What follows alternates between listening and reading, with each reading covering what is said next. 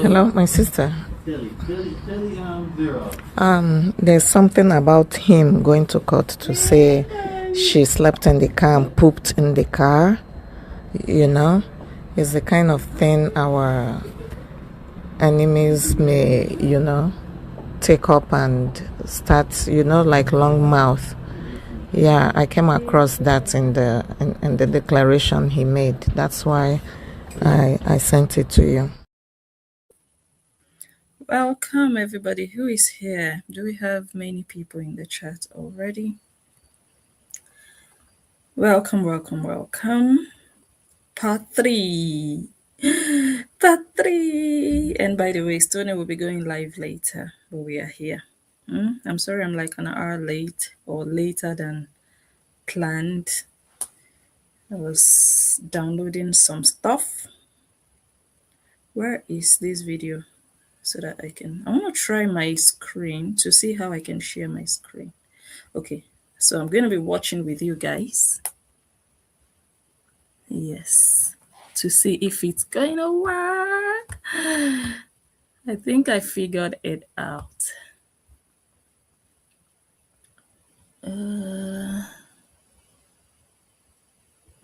Let me see.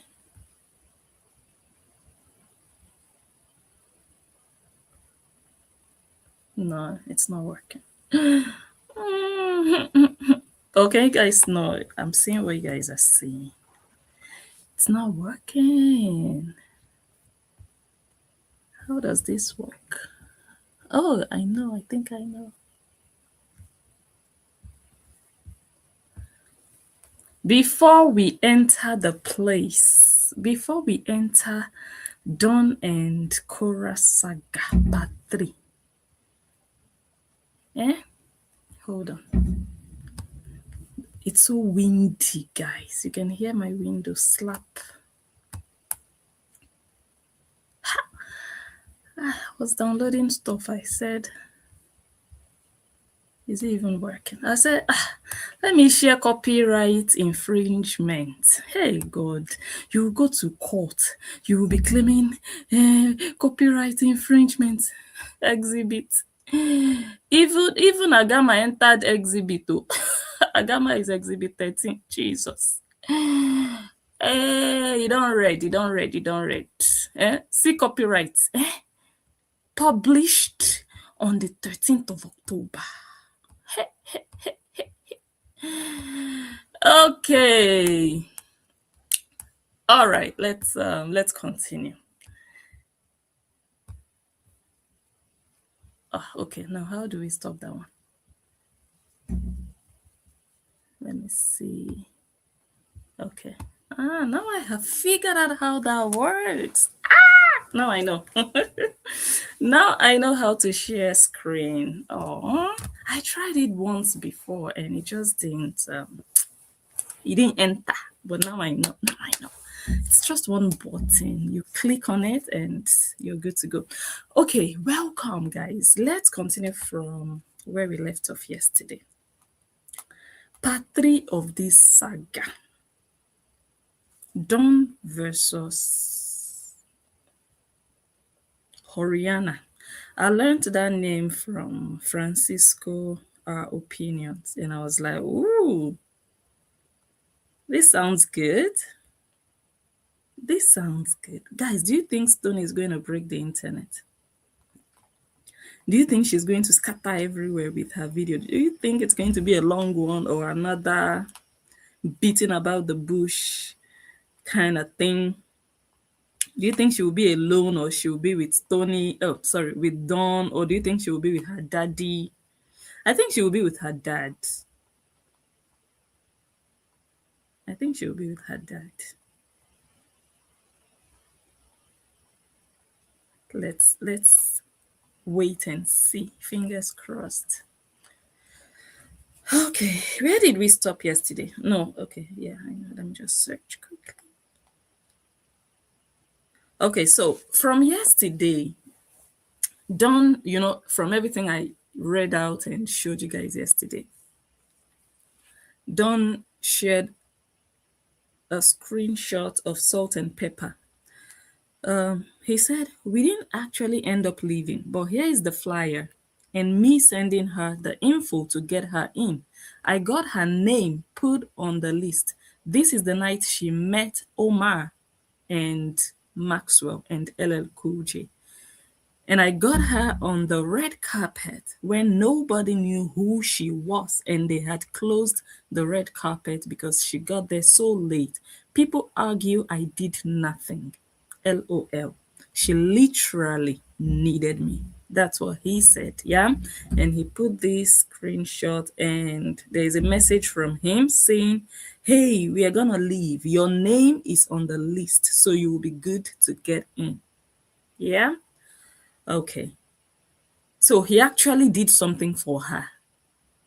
Yeah, we cannot deny that fact that he was just nothing to her. We cannot say that he was nothing to her entirely. We cannot say so. And then he posted this one again. He said, for the Handle Me song, Stony made a thumbnail and got Kora's approval on the thumbnail. This was immediately after the lava video shoot. Someone sent me that video. Thank you so much. Because I was confused on which video, but it's a promo video they did for the song, not the music video. So he said, same location. I took all the pictures. Stony did all the editing.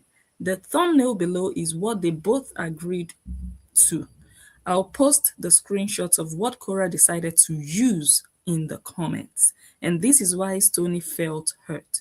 At every opportunity, she was literally trying to cut her out, but took advantage of all her hard work.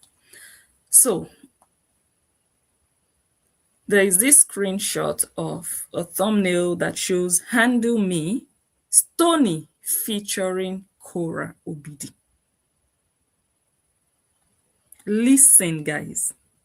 So before we get to that stage of, oh, she didn't steal. Oh, no, no, no. It was an issue with DistroKid. Before we get there, before she posted the song on DistroKids, before the launch date, before the release date, they had already created a thumbnail.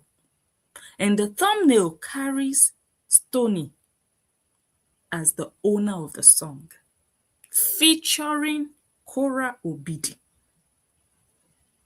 Stony on the left, Kora on the right. Both of them together in the picture.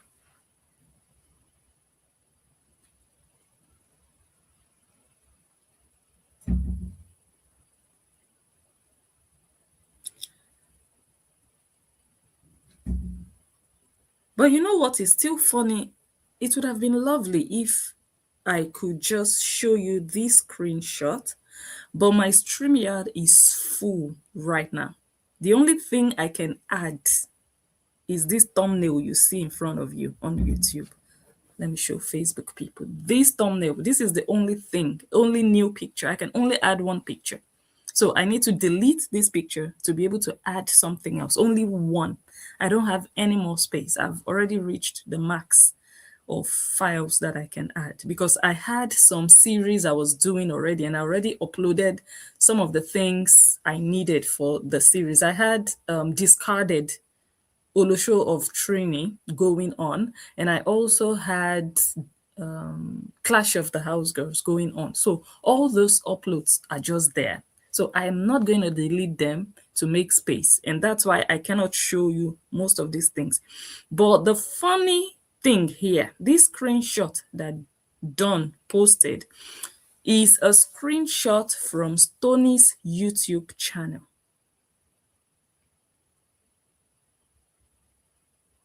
Yeah. 566 subscribers. Okay. It's a screenshot from her YouTube channel. And the screenshot says, Kora Obidi, Handle Me, featuring Stony. Official lyric video. Why did Stony do that?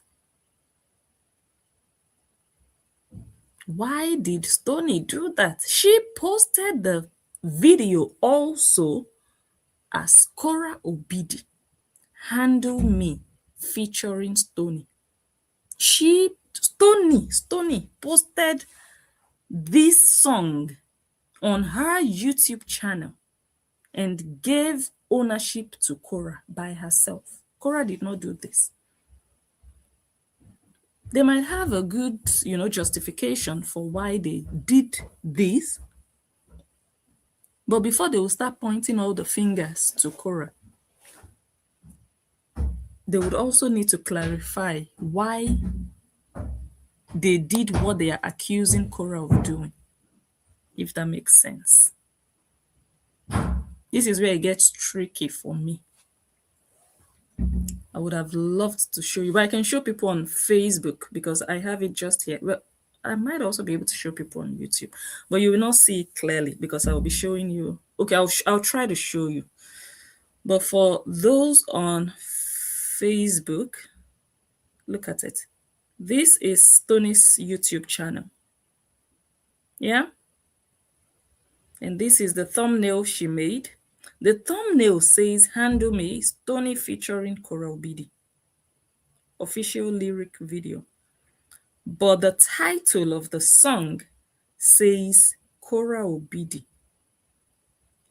Handle Me, featuring Stony. Why did Stony title her video like this on YouTube? I want to know. If you want to correct something bad, why would you join in doing that? Possibly, I don't know how this whole uploads work when it comes to music videos and music and all of that. Possibly, YouTube is linked to DistroKits.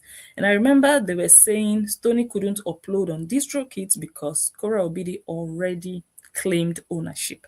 So if YouTube is linked to distro, maybe Stony didn't have a choice on distro but to just use Korra as owner because she was already registered as owner on distro and being linked to YouTube. That's the only logical thing I can think of now, but maybe there is another reason why this happened like this. Because we know sometimes when you post on Facebook or when you post on Instagram, it automatically posts on Facebook. So possibly Stony didn't have a choice on distro, but to just upload it as Korra Obidi's song. And then because it's possibly automatically linked to YouTube, it also reflects like that on YouTube. I don't know if that's the case. I do not know, but I'm wondering why Stony labeled this song to belong to Korra Obidi and she put herself as a feature artist. Why did she do that? However, this thumbnail shows that the song is for Stony. She created this song, this thumbnail before the song was released. Yeah, and they said Korra Obidi agreed to it. All of them agreed. Oh, this is a nice one. This is what we are going to use. Handle Me by Stony featuring Korra Obidi. They all agreed. Then on the release day, Korra Obidi did not use this screenshot. That is one sign, the first sign of theft. The first sign of a barawo, the first sign of a thief, an intentional thief. The first sign that it was not a mistake. Because even if you made a mistake typing, or even if the system did not allow you to type yourself as a featured artist, why did you post another picture as your thumbnail? Why didn't you post this picture that all of you agreed to use? Because this picture that you agreed to use says that Stony is the owner of the song, but you didn't post it, Korra. Korra, you are a thief. There is nothing you can do about it. There is nothing you can do about it. That one is a fact. You're a thief. Because okay, let's just move on from here. So number one question mark for Dawn and Stony. Why did Stony post this video on YouTube and credit Korra as the owner of the song on YouTube? Okay. Then he went live. Let's listen to part 1. He titled it Part 1 of the Saga. And we are still inside the saga. Let's listen. Can I have some coffee? He's always drinking coffee. Welcome. It's Monday morning for me. And already. Let me fast forward. Good evening. Feeling. Speaking in here, not speaking. A good percentage of you who are joining the live stream because you care about me and Stony. Okay, so if you are on Facebook now, I want to ask you to come over to YouTube. So we continue from there. Carol says, better late than never. Yes, so but we are just getting started. Oh, thank you for the info, Victoria. Thank you so much. Okay, guys, let's go to YouTube, everybody.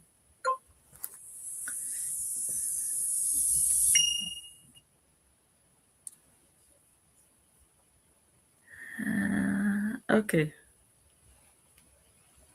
And let's listen to Stony. Stony. My first music video ever to eventually become this nonprofit that I wanted to start, where we had Black women speaking at these schools, whether they were private schools or public schools, but encouraging women to speak to young women about confidence, about self-esteem issues, about self-harm issues, all these things that are like underrepresented in our community. And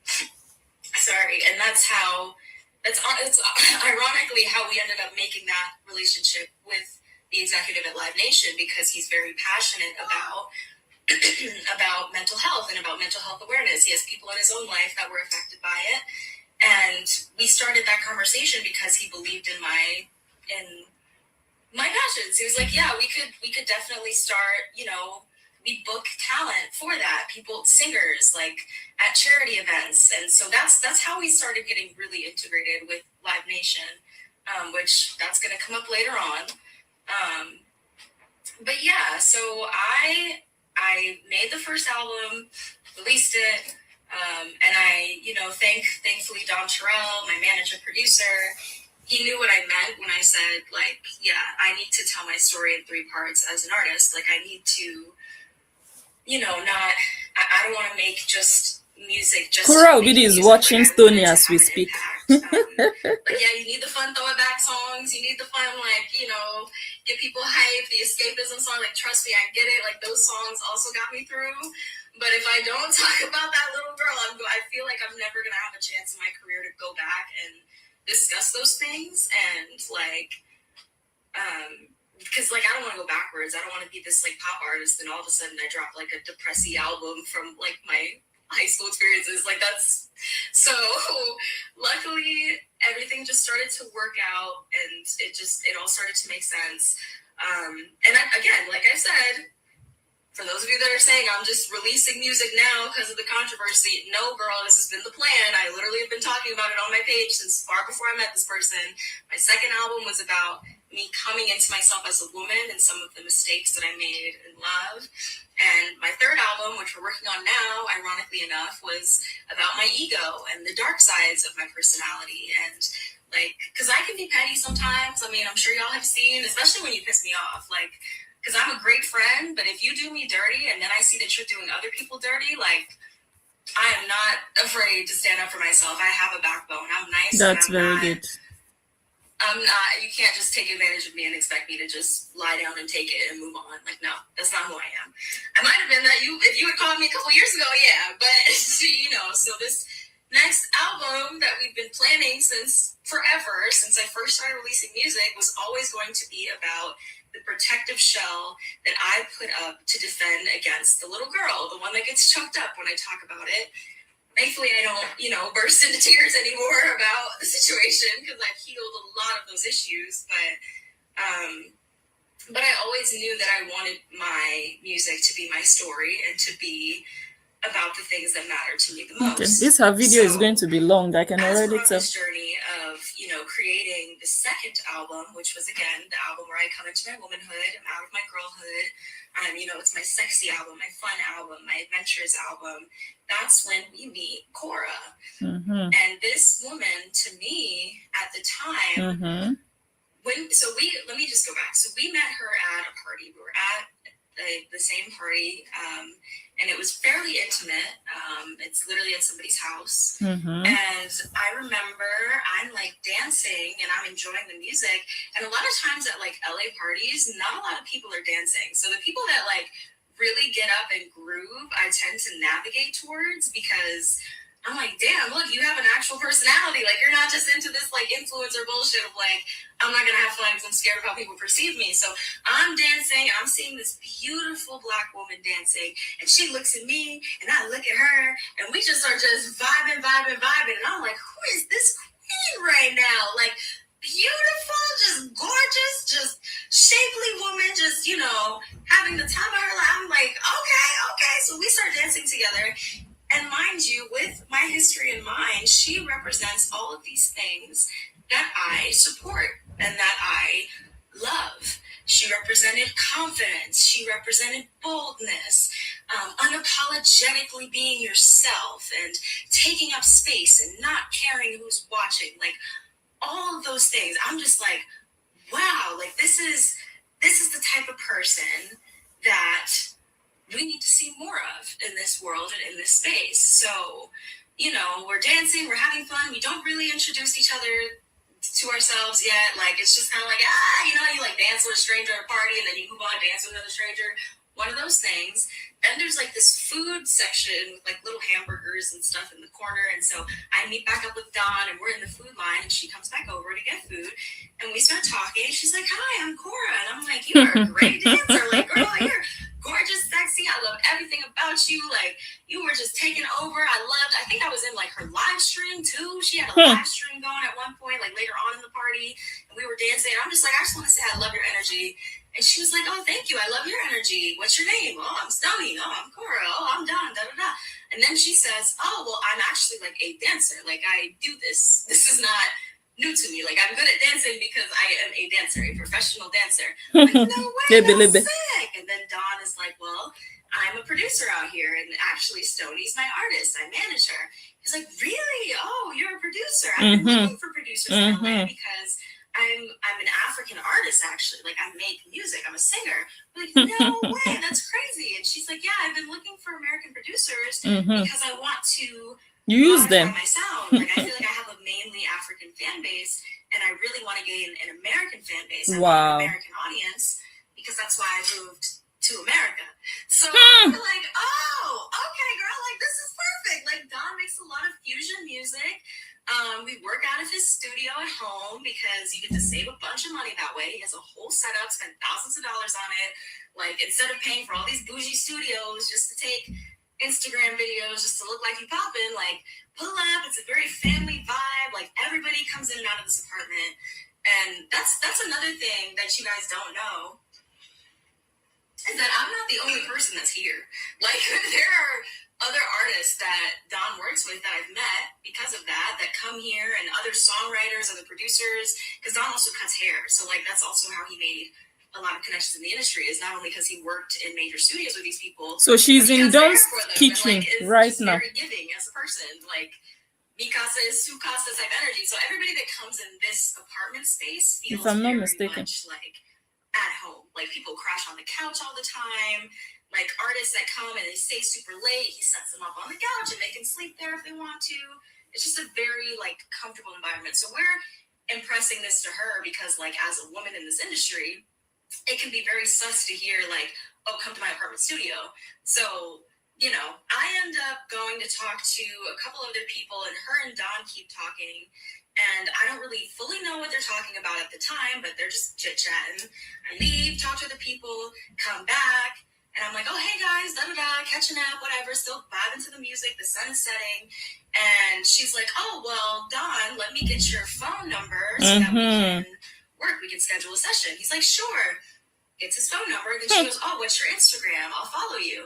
And she takes his phone, puts the thing in. And I'm just like, oh, are we, like, following each other on Instagram? Cool. So I'm like, here's my phone. She types her Instagram into my phone, clicks follow, and gives me the phone back. and doesn't follow me back. And so I kind of Wow. like, okay, She followed that's herself. interesting. Like this again, for the y'all that don't know LA culture, I guess, and like the entertainment industry, that's not super abnormal. However, like you'll meet people out here that act like they're very genuine, down to earth, very humble, and like bond with you. But then they'll see that you have X amount of followers and think that's an indication of your worth as a human. And they're like, well, I can't follow you. Like, I got all these followers. Why would I follow you? So anytime I kind of get that sort of like feeling about someone, it just kind of like, it's like a yellow flag to me that like this person might have different values than I do, because if I want to follow you, it's because I want to see what you're doing and I want to support what you're doing, especially if we potentially are going to collaborate in the future, or if we're going to be at these same parties, if we're going to be seeing each other, like, because I'm under the impression that we're becoming friends at this point. But I will explain. She wasn't interested in Stony. She was interested only in Don. The party, and Don starts telling me about what they were talking about when I was gone. He was like, oh, well, she's actually like an influencer. Like she makes a lot of content.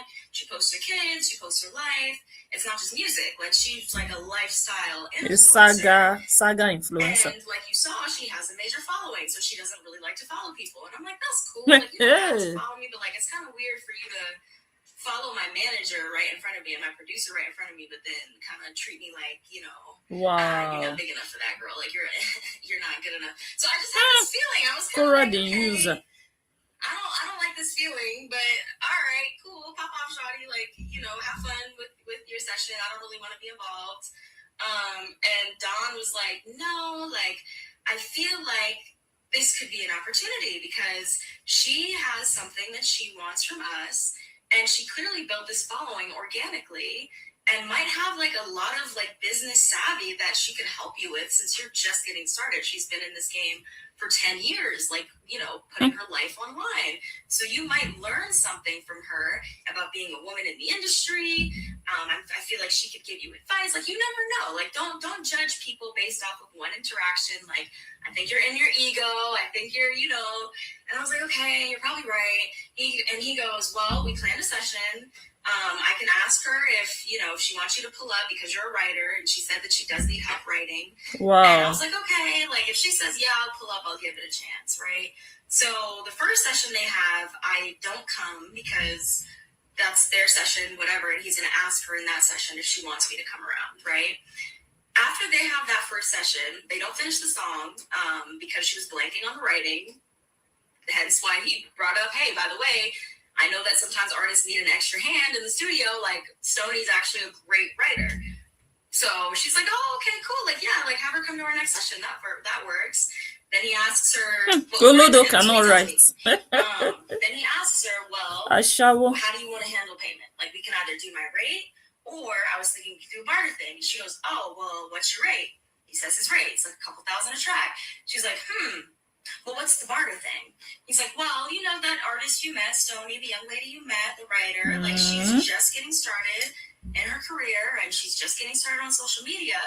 Why don't you become kind of like a strategist for her? Like you help her, you teach her about, you know, the back end of like Instagram, and you can, you know, help her with that, and that way I can just waive my upfront producer fee, so we can just start this little group of people, like Black people, coming together and just helping each other, and like she can help you with songwriting and all of that sort of thing, and you don't have to pay me my upfront producer fee, because a lot of times in this industry, that's how a lot of deals get made. It's kind of like scratch my back, scratch your back, cool. So she was like, well, yeah, I don't want to pay your producer fee, so yeah, let me meet her, let me see her. Great. I'll help promote her social media page so that I don't have to pay you as producer. Cool. So I come over and we start working on a record together, and I'm helping her come up with writing, helping her with melodies, things like that. Wow. And she's like, oh, I really like having you here. Like, I love having you in the studio. Wow. With me, Talentless like you have Olusho. more of a singing background and you hear things differently. And I love having you with me because you're an American songwriter. And like I said, her whole goal was to transition into the American music industry. Wow. So if I have an American producer and I have this American Black girl, maybe she can help me like make the music a little more fusion, so that it's not just, not to say that like you can't just be a full-blown successful Afrobeats artists in the American space. That's not true at all. There are plenty of people that have proved that false. But like I said, that was her goal. So we're like, sure, we can help you with that. Cool. This makes sense, blah, blah, blah. And she starts posting me on her page. Now, when she starts posting me on her page, I didn't ask her to do that. Dawn didn't ask her to do that either. That was her idea of like, I have all these followers and like, let me post you on the page. And I remember her saying, people love when I post with other women. They love like the girl power content. Like it does really well on my page. So I'm like, oh, so this is like a win-win. Like you get to tag me and your followers, your fans that love to see you bonding with people, they get to see you. That's why she was using Stefana and Nikki and all the other ladies. Like, if you look on TikTok, a lot of like those dance videos that do really well, like a lot of it's partner dances or like two girls dancing, two girls being cute and sexy together. Like it just does well, especially because we look so different. So what that could represent for her page is like, look at people of different like from different backgrounds coming together and shining together, and like look at this positive example of two women in the entertainment industry being friends and showing that you don't have to be jealous, you don't have to be hateful, da da da da. So I'm all for it. I'm like, this is dope. Like I love what this represents. I'm all about it. Let's do it. I'm game. So we start posting videos of like us singing together, us doing cute little dances, us just like, she goes live and she brings her phones over and she does a live stream with us. And I'm like, this is a lot. Like I've never done the live stream thing before, like for this long, or like this many, like this complex of a system. Like she has a whole system of how she goes live across all her phones. And I'm just fascinated by the whole thing. I'm like, this is kind of crazy. And she's like, well, yeah, if you show people all of your life, you build fans that will never, they feel like they know you. Like that's how you get people to think they know you. And I'm like, really? Like that doesn't freak you out a little bit that you're going live like at all times of the day? And she's like, no, like if anything, that's how I make my money. Like people want to see me when I wake up, people want to see me getting out the shower, people want to see my kids, like they feel like they know me and that's why they give me their money. And I'm like, that's interesting. I kind of, you feel like you know this person intimately, then you're willing to support them and maybe go out of your way to defend them, right? It's this like cult-like mentality that you learn. Psychology. So she's explaining all this to me up front in terms of the branding thing. So then I start telling her, well, like, what's your goal with this content moving forward? Because typically in the industry, like if you're an artist, you're going to have to kind of transition that fan base into people that are willing to support your music more so. And if you're marketing like a song or like an album, typically you have, because mind you, I used to work at a label and I did work with an artist that was being launched and I was a major label. And that was all part of the branding, the content strategy. It wasn't just going live for the sake of going live. It was like, what are your pillars? Like as an artist, what are the things you stand for? And why should we care about the music?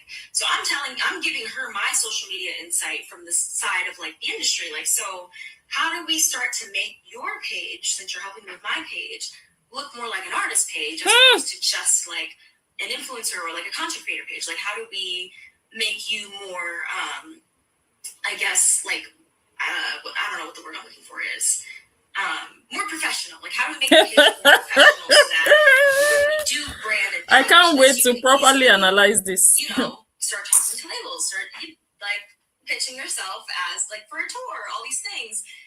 And Dawn is like, well, we need to do essentially what we started doing for you, which was getting her integrated into the music scene in Los Angeles, like showing her working on her vocals, showing her, going to different industry events that have more to do with music, getting her in the studio with other people, with other artists, like just starting to like kind of signal to people that there's going to be a transition for this person, that this person that you knew as an influencer is about to transition as a saga creator, and to really like take it fully seriously and not have to do it all by herself, because she's at the time doing all this by herself. So that became the beginning of our friendship, was us working on music, us, strategizing, her coming up with content for us to do together, and just essentially like figuring out how we can help each other, how we can make this like a mutually beneficial situation for everybody. Very shortly after we start to work together on the music, I tell her, hey, by the way, I'm releasing a new album. It's called Supernova. I'm going to release it in November. Was it November? I think it was November. This is a few months out. I'm like, I'm going to release it in November. It's like the second part of my story. And I tell her my backstory. I tell her my history with depression. I tell her my history with bullying, my history with body image issues. I tell her everything. Like, I'm very open as a person about it. It's something I care about. And I tell her that's why my first album was like slow, sad girl, but this next album's going to be like, upbeat, sexy, fun. And she's like, oh, I haven't released an album in like 10 years. How about this? Like, I help you.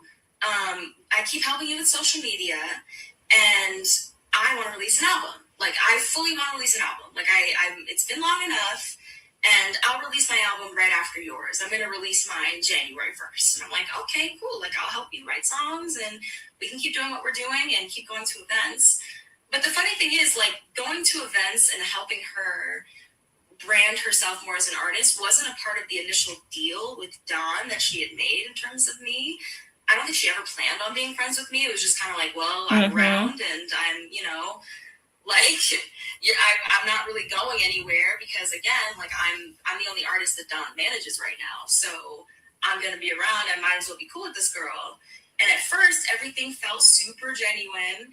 And so we started overextending ourselves to this person. We started bringing her to places under our name and, introducing her to people, starting to tease the bug. We start going to Live Nation and bringing her with us to those events because they have, meetings at Live Nation headquarters every week. So we start bringing her to these meetings. And as this, the first couple weeks, everything seemed really chill, really normal, just getting to know each other, very bright, bubbly.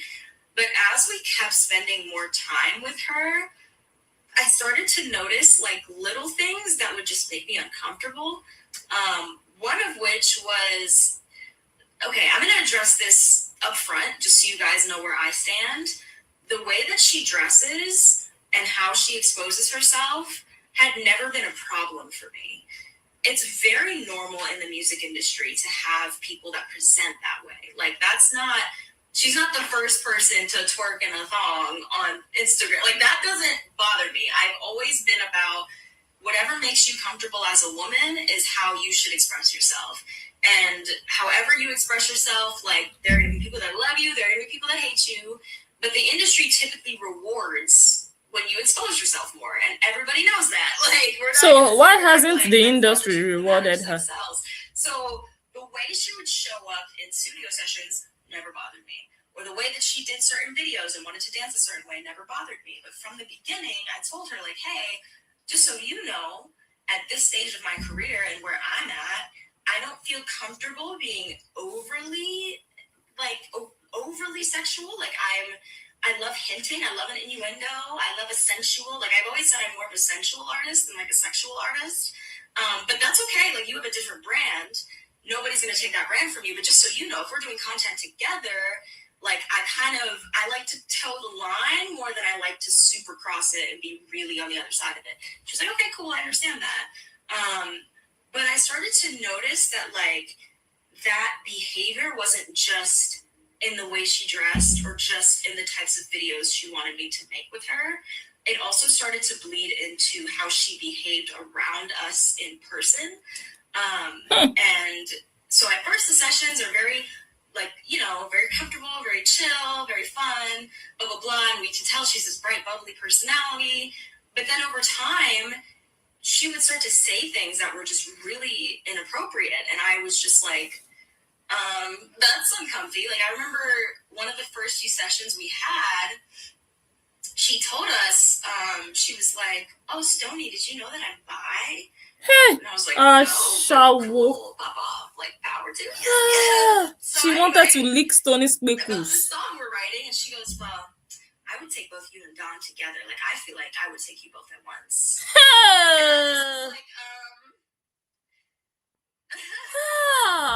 What a loose whore. You're joking, right? And she's just like, I'm just saying. I'm like, okay. Wow. I look at Dawn, and he kind of doesn't say anything, and he's like, so are we gonna get back to the song? And she's like, oh, well, Dawn, I like to eat apps. I would eat you. I would, just really crass, really overt. Hey. Like a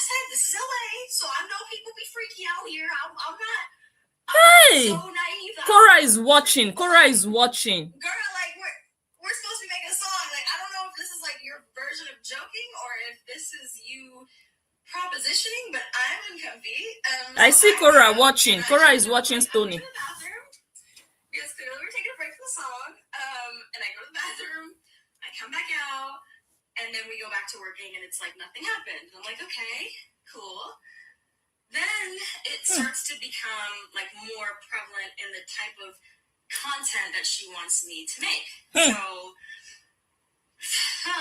okay, this is.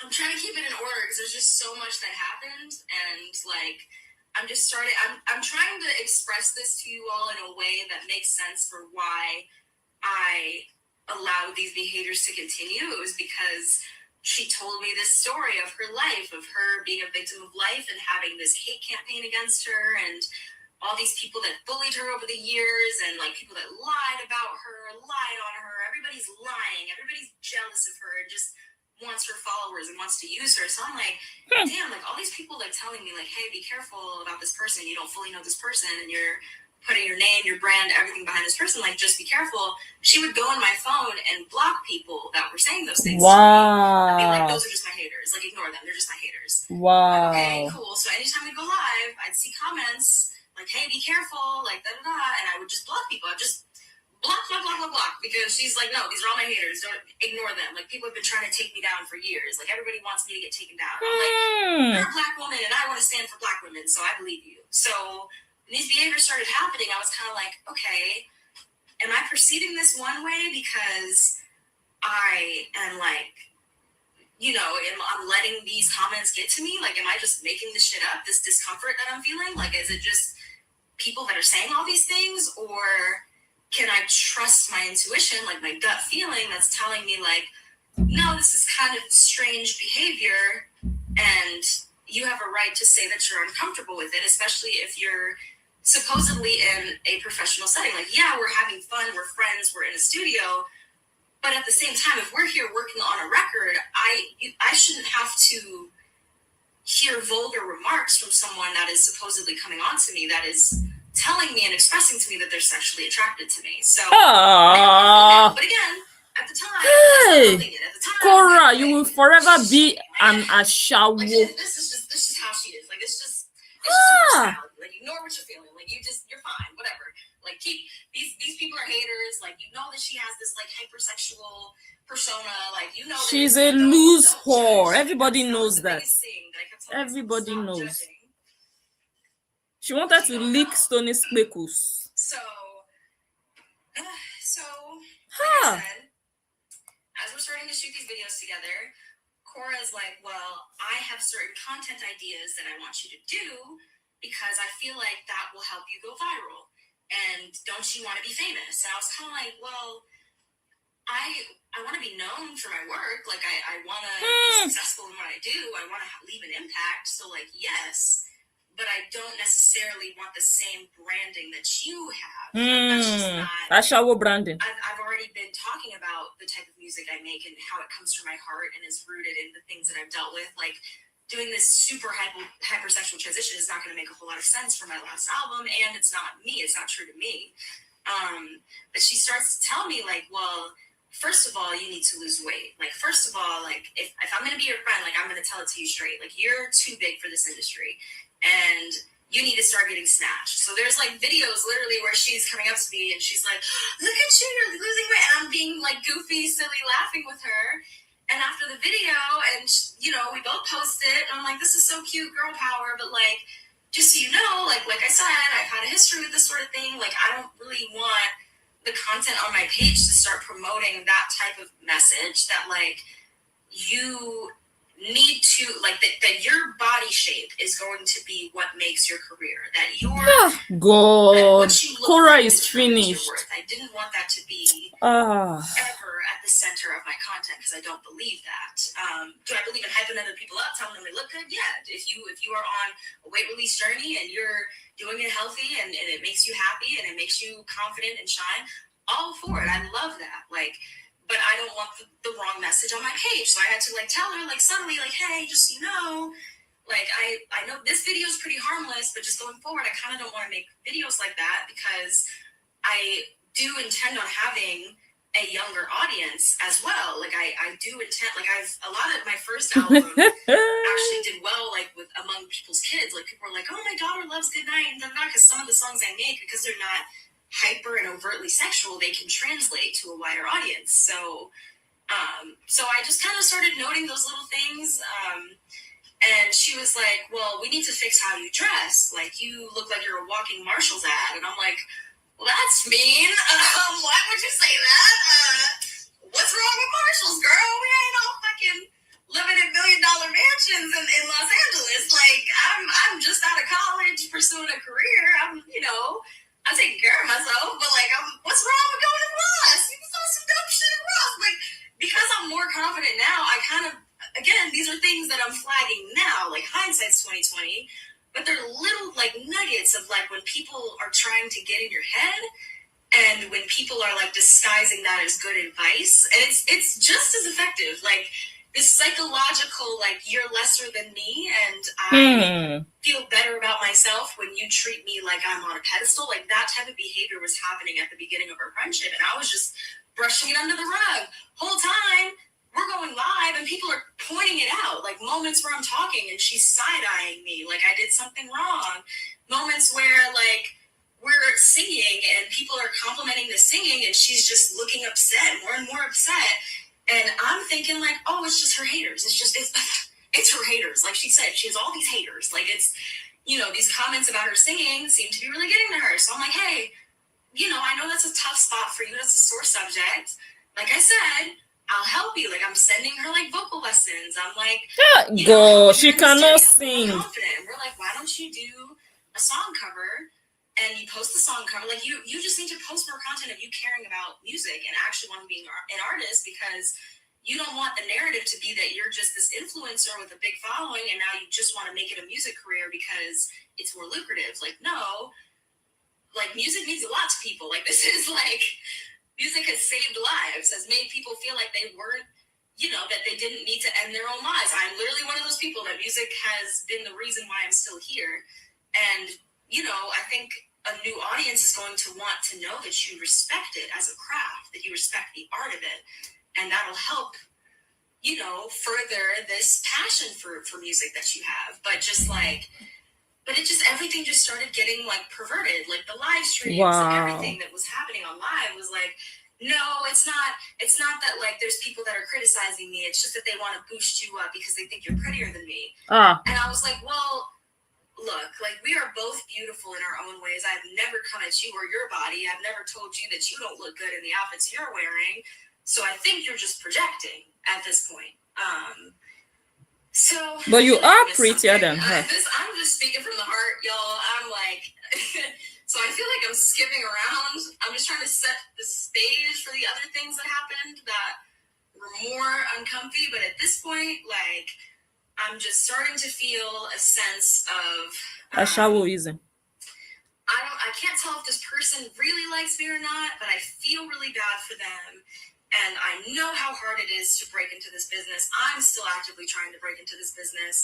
And I'm just getting started. I haven't been doing this for 10 years. I'm pursuing it. Like, this is still recent for me, so I can only imagine, especially how hard it must be when you have kids. Like, I felt when you're almost 40. And so I feel like I brushed a lot of the behaviors under the rug and was just like, well, even if she is quote unquote being jealous for whatever reason, like maybe it's not really how she feels, it's just she's letting this online community get to her and no, she cannot sing things of me that aren't true. So I was like, okay, I'm just gonna leave it at that. But like I said, the hypersexual comments weren't stopping even when we'd put those boundaries up and say like, hey, this is a little uncomfy, why don't we change the subject? Or, hey, I thought we were working on a song, why don't we change the subject?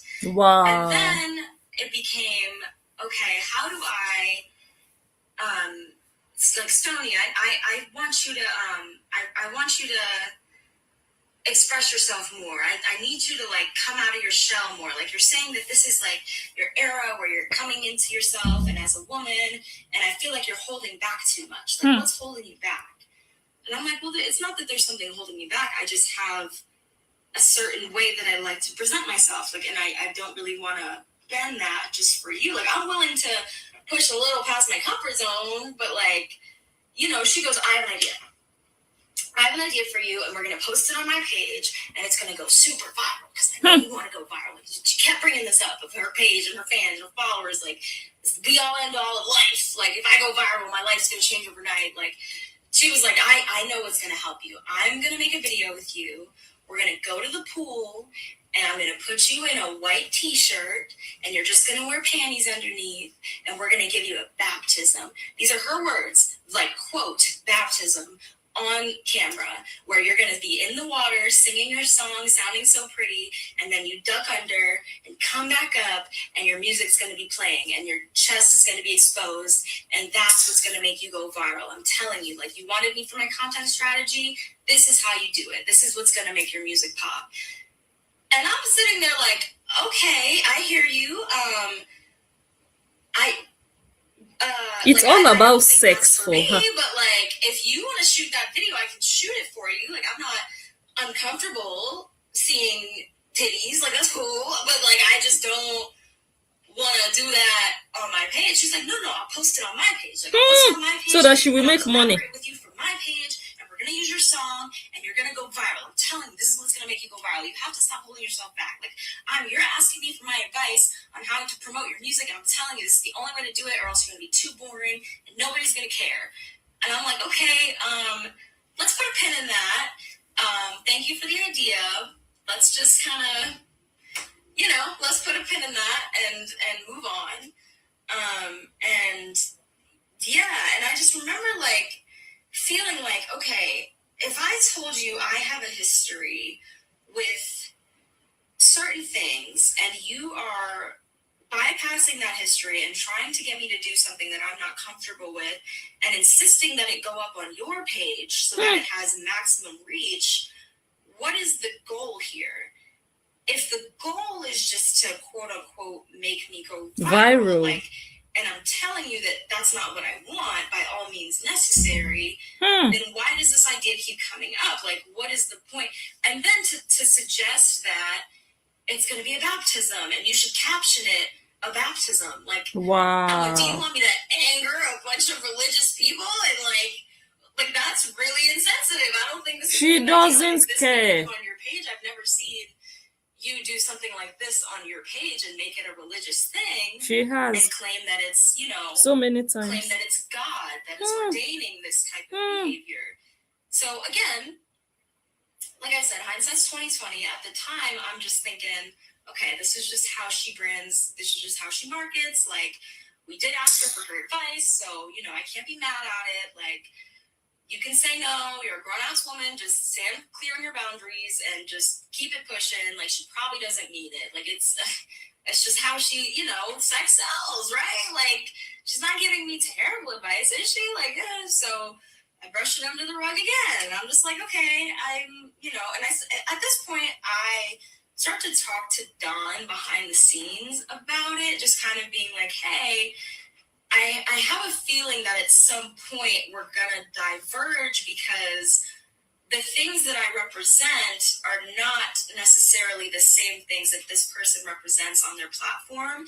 And I don't think it's meshing well together. Like, yes, girl power, but also if this doesn't align with my brand, like if this doesn't align with how I see myself moving in this industry, then I don't think it's a great idea to keep doing this type of content with this person if over time, like, you know what I'm saying? Like, I feel like I'm willing to help you make content, but I don't think we should be posting together all the time. And he's like, okay, well, why don't we have a conversation about it? We can sit down with her. We can talk about strategy. We can, you know, whatever videos you don't want to do, just be very clear. Like, whatever outfits you don't want to wear, just be very clear about that. And, like, don't give in to whatever just because you see, you know, the numbers spike when you post with her. Like, yeah, that's cool. That helps. But if it's not how you see yourself, then you're going to look back and regret it. So by all means, if you want to be more out there, if you want to express yourself more, I'm going to support you as a manager. And And again, this is music. This is very normal. Like, hypersexual content is very normal in the music industry. But if that's not how you want to present yourself, just make it very clear to her and keep it pushing. I'm like, okay, cool. So, Kora, shame on you. Keep watching. Point, right? We have not been to her house. We have not, we don't Google her. We don't look up her life. We don't, like, I made it a point to not, because I didn't want to judge this person based off of past controversies or things that I don't know. Like, I want to judge the person that I'm meeting in person and treat them as such in person and not let anything get to me.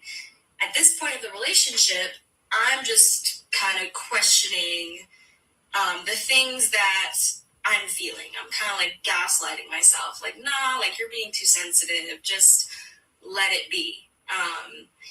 And yeah, and that's kind of the part one of our friendship, is just kind of this like budding tension, I guess, that started kind of early on, even though like I didn't think it started early on. I thought it was a later thing, but as I looked back, like I've been spending time like going back through our messages, going back through the live streams, and just being like, where did this all begin? Like, was this just about the music? Did she just change because of the... And then I realized, like, no, I think this person was trying to set me up from the beginning. And these were the things that I didn't notice at the time, but things that I should have been more wary of from jump.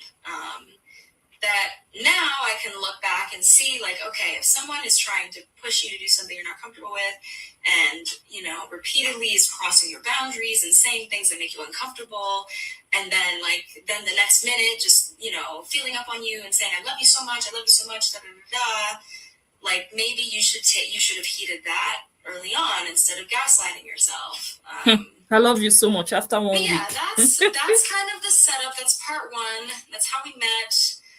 That's how that content began. That's how I started getting like, you know, I started really attaching myself to this person and feeling like, okay, maybe this person is supposed to bring me out of my shell, is supposed to show me what it's like to live unapologetically. Maybe there are some more things that I can learn from her. So let's stomach these feelings, put your big girl pants on, and just keep it trucking. And keep making the music. Do what you said you were going to do.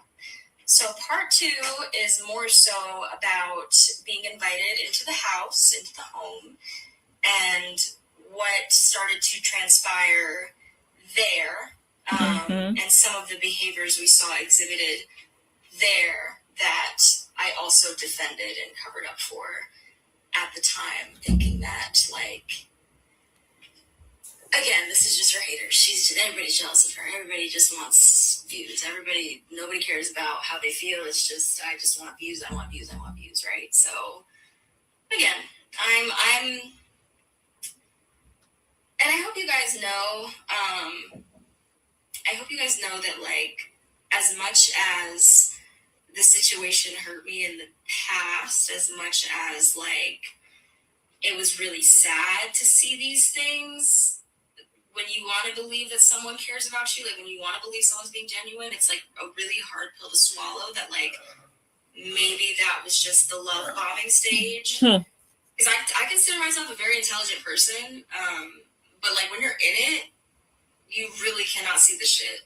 But now that I'm out of it, I'm like, oh, this was, like, cookie cutter what was going on from jump, and I just didn't know, because I let my heart and my empathy override my intuition and my comfort. And that's a lesson that anyone coming into this industry needs to learn, and hopefully doesn't learn in a way that harms them, that pushes them to do things they're not comfortable with, because they're overriding that gut feeling for the sake of peace, for the sake of, you know, wanting this to be a positive, wholesome thing.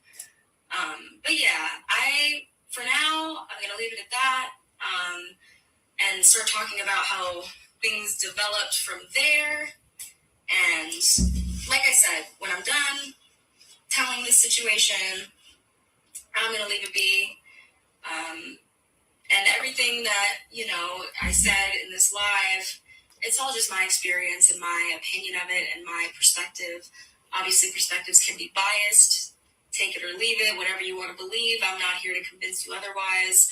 I'm just here to say my piece, since this person behind the scenes is hiding behind keyboard warriors trying to spin a narrative about the type of person I am, when the whole time the shoe was on the other foot. So anyway, I'm not afraid of y'all. Keep commenting, keep making your silly memes. I'm going to keep telling my story, and I'm going to keep encouraging other women that have been through a similar type of relationship to do the same, and to not let them change who you are simply because they are the bigger artist with the bigger platform. That doesn't mean your voice matters any less than theirs does. So until next time, bye guys. Wow. Okay. What do you guys think? Some morning coffee is necessary. Welcome, welcome, welcome. Stony has spoken. Stony just finished her live video, her first live video, titled Part 1, Why This Matters to Me and How I Met Kora. Kora was watching, but Kora didn't give her a like. She had almost 900 people watching live. This is only the beginning. So you can see and hear that she gave her own story from a slightly different angle than Dawn. Her encounter is even a bit more personal towards Kora than Dawn. Kora Obidi is a whore. This is not an insult. It's just a statement of fact. This is how we know her. Hello? Blessed, I didn't notice you was live, but I'm gonna break the news to you. Kora wanted to do threesome with Yes. With Stone. We were watching it here. We were watching it. Oh, you was watching? Yeah. Blessed, I love that now. So that leads me to really check. I really wanted to sleep with Kora. That's I what. didn't even know. You sleep with her. Hey. How did she mention Cheta? No, but Oh, something is wrong with the line. Hello?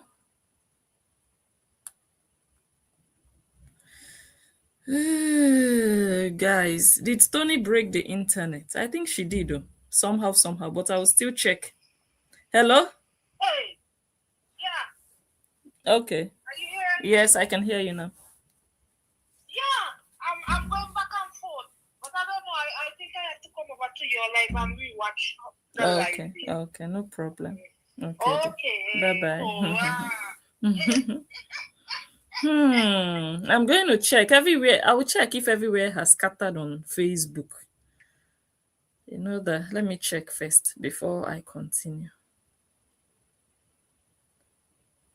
Everywhere will soon scatter. You know, she just finished. Now, all the workers and house girls of Kora will be busy now.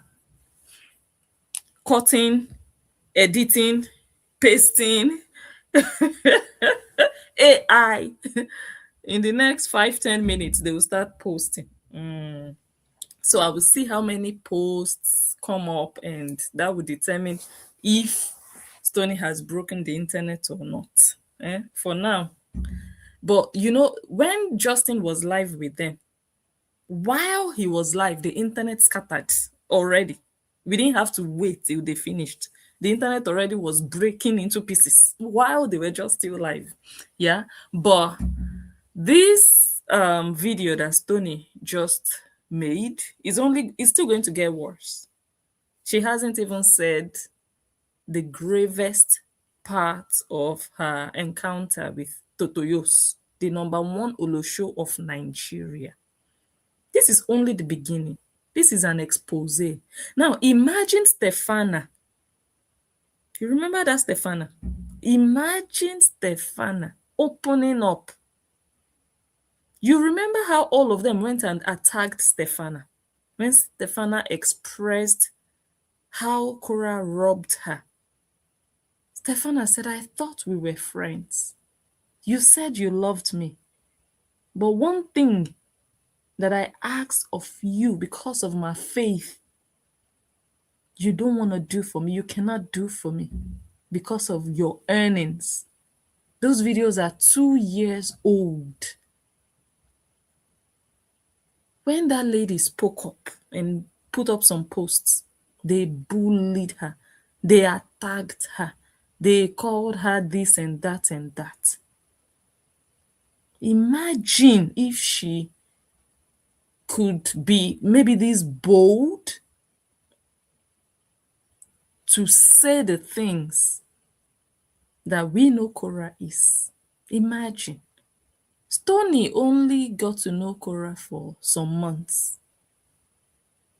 And story don't fool everywhere. There is nothing anybody can do about it. You can get angry about it. You can feel like, oh, this doesn't sound good in my ears. But you know the truth of the matter. The truth of the matter, and this is unchangeable. This will never change in this lifetime. The truth of the matter is that Kora Obidi has been destined to be a public toilet. She was born to be a public whore. That is, look, this is not just something, oh, this is what I'm going to do. No, this is what she will forever be. No matter how much she pretends, no matter how much she tries to conceal this part about her life, we know. And many people who claim they love and support her, they know too. They know. They are just embarrassed. And somehow they want everybody to just accept her like that. It's okay if you choose to accept her like that. It's okay. But if I say I'm not going to accept her and I tell you what she is, there is no need for you to argue with me. There is no need, because you arguing with me doesn't change who she is. Wherever she goes, this is how she is disgraced. She doesn't come online and tell you people how she is embarrassed daily. Anytime she steps out of her house, either she will see people laughing at her or just treating her like a stripper, like a street walker. They don't respect her. She will not come live and tell you people. She will come and pretend, hey, I'm happy, I'm good. But she's not treated with any form of dignity, because she doesn't carry herself with any form of dignity. Kora is constantly horny. Kora is a loose Olusho. Kora is a loose Olusho.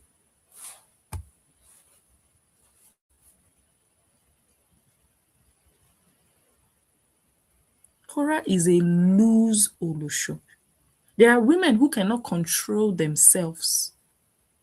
They cannot keep their legs closed. They cannot say, oh, you know what? I'm in a relationship, so I'm just going to, respect myself and I'm not going to have something to do with you. Look, if you're a single girl, and you want to do your thing, do it with respect. Do it, enter house. But when you have someone, your partner, you're in a relationship, decency requires that at least you can maintain that, you can close your legs.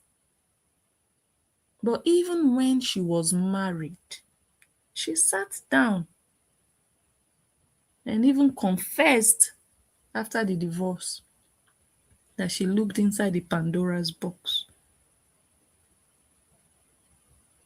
She's a loose ashawo. This is only a confirmation of what we already know. I'm not surprised. You see that I'm not really surprised. Okay, there were some bombshells that were dropped, like when she said she could eat Stony and Don at once. She could collect cassava from the front, and she will be licking Stony from the back. Yeah, that one was okay. It was specific. But you see, the story generally, I'm not like shocked. I'm not. So all the narrative of, oh, they are haters, they are always bullying me. You know who you are. The way you throw yourself around, it shows you're promiscuous. It shows you are loose. Even on camera, this girl, I made a screen recording of it. She just went live, just like 10 seconds into the live. She just walked away, like she turned her back and walked away from the live, and she just bent like she wanted to pick something. But the way she bent, I mean, if I see something on the floor and I want to pick it, there's a way you will just pick it and keep moving. But the way she bent with, how do I describe it? With her legs still standing long and straight and her ass up. So it was an intentional bend for the camera. She just went live, like maybe 3 to 5 seconds after going live. Hi guys, and then she turned, walked away, and just bent to pick something. The camera didn't show what was on the floor, but she bent as if she was going to pick something. But that bend was just, look at my nyash. That is a whore. That is somebody who is hungry constantly for cassava.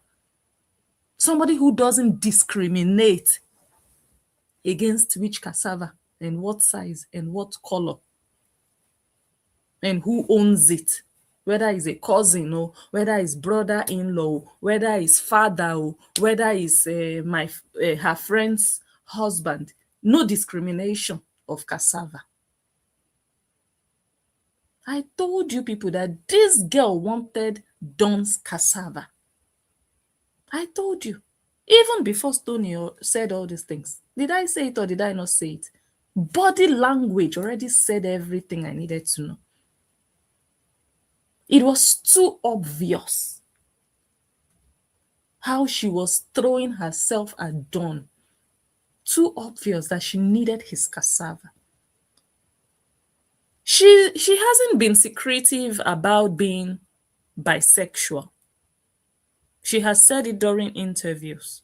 So they cannot come out now and say, oh, she's lying. Oh, Stony, you are lying. She didn't say she... No. I will pull up all the interviews where she has mentioned that she swings both ways. Yes, publicly she has admitted it.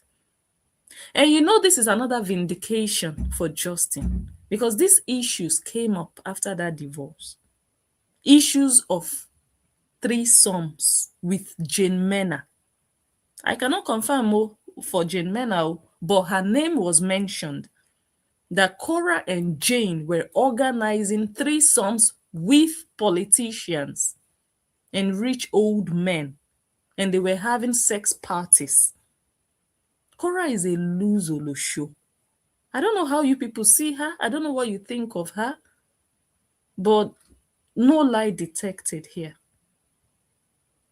Kora, look at your shame and disgrace outside. Ooh. How market? Kora, I said I go see your back. You don't believe when I tell you. My name na Blessing.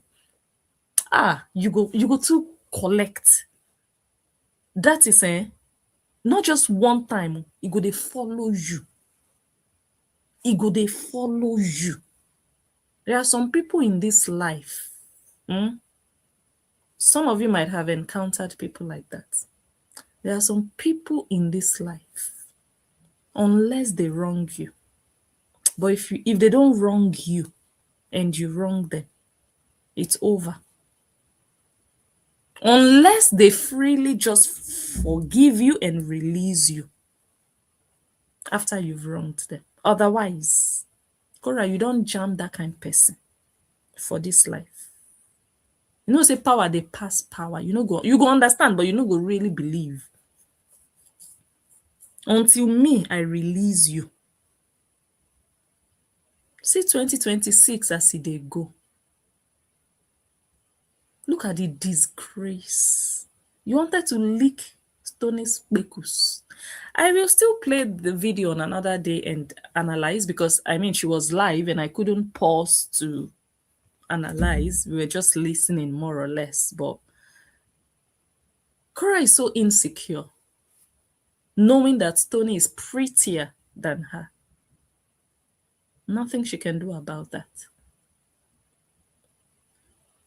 Her entire content is just all about sex. Her entire content, she wants to break into the American music scene, but she's not following the strategy. Her strategy is prostitution. Her strategy is nudity. She wants to make it. She knows what she wants to achieve, but she's not willing to follow the path to achieve it. She just wants to continue to use Ashawoism. Very loose thing. Loose bekus. Kora, how market? See your life? See your life. Greed, because you don't want to pay a producer. You rather go with rub my back, I rub your back. You wanted to still dash them bekus as Jara bonus. You wanted to dash Stony bekus. You wanted to lick Stony's bekus. You wanted Don to choke his cassava so badly into your bekus. You wanted your bekus to feel Don that you jumped on his neck. That jump you did on his neck, it wasn't just a playful jump. You needed that connection. You needed that magnetic attraction between your bekus and his skin. You threw yourself at him so badly that you weren't getting it from him. So you went and got it yourself. You went and got it yourself. You didn't get the full thing, but you got the feeling. That bekus of yours just needed that touch of Dawn. So you got like 50%. You didn't get the penetration because his neck could not enter inside your bekus. But what you did was symbolic. You needed his head in between your legs. Ashawo Kora. Who? I asked yesterday, who is your father? Who? No respect to any man who calls you daughter. Any man who will stand and say, that one is my daughter. I'm the one that gave birth to that one. Disgrace upon that man. That man is a failure. Any man that will point to you and say, that girl there is my daughter. When we have time, we will analyze this Stony's video. When Stony talked about that baptism, how many times have you people not heard Korra Obidi intentionally blaspheme or use the name of God in such a sexually, I would say this girl is a demon. This girl, you people are playing with fire, you don't know. She did a video with Jesus and she was talking about when she was still pretending she was in a relationship with Jesus, saying, I felt the blood of Jesus. The guy's name is Jesus, according to them. And then she was mixing the biblical blood of Jesus with feeling the blood of the actor Jesus in her body or something like that. You guys remember the video? That is one example. Another example, and thank God I still have this second example, is when her father, mosquito killer, said he was praying for her. Her nipples were standing and she was being seductive. This man was laying his filthy hand upon her head and Kora was licking her tongue and she was rubbing her chest with her 8 fingers, because 2 of them are bent. She was rubbing her chest, sticking her tongue out of her mouth and rolling her body and doing. The father was praying. marine spirit. This one, they will be sleeping with her in her dream. Spirit husband or banje. Ashawo. That's why you will Totoyos, you are finished. There is nothing left of you. Oh, I will help you go viral. You think life is all about just going viral? All the virals you have gone in your life, Kora, you are still a beggar. All the virals you have done, all the crazy things you have done with your daughter's speckles, where are you in your life? Where? Where are you in your career? Where? All the times you showed your children's speckles, you did it to go viral. A witch that you are. You are the kind of mother that buys her children and eats them and swallows them. You're a witch. You will throw the kpekus of your minor daughters in the ring just to go viral. Your life is all about, let me make you go viral. This is what you have to do. You're thinking about everything before you do it online. You're not naive. You're a pretender. You don't make mistakes. You pre-plan your content. You will know that your daughter is not wearing a pants. She's not wearing an underwear. And you will go live and you will hope for that accident to happen. In quote, accident. And you will leave the video up. Just to go viral. Just for all of us to be making videos. So, Kora, why don't you delete the video? Look at your daughter's speckles on YouTube. And your goats will be saying, Agama, why are you zooming? Kora, you are a pedo. Exploiting your own tiny little children. And you even tried to pimp Stony.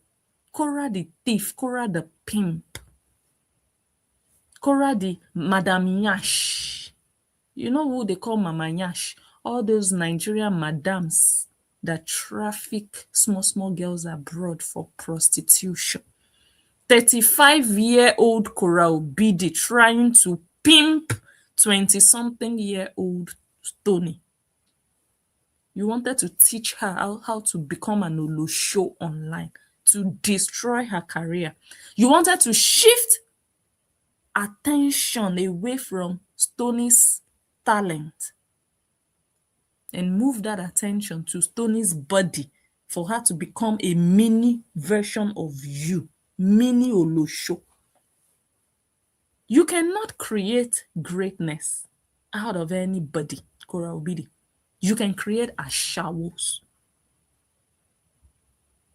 When you see a young girl that looks up to you, you will help that girl to become an online Olosho. You cannot bring out any form of greatness from that young girl because you cannot give what you don't have. You rely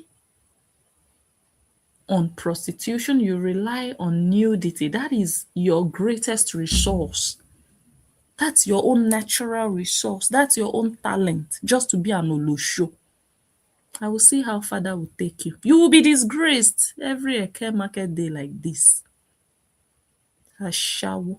How do you go to a carnival, you stay there, and the person that brought you there is asking you, did you get laid last night? Loose dog. Honey, you are too horny. Your body is too wet. Look at how moist they said you are. You even said you are moist.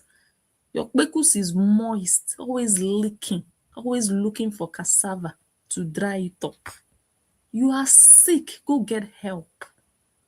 Kora, sex, is it sex addiction they call it? Is a thing.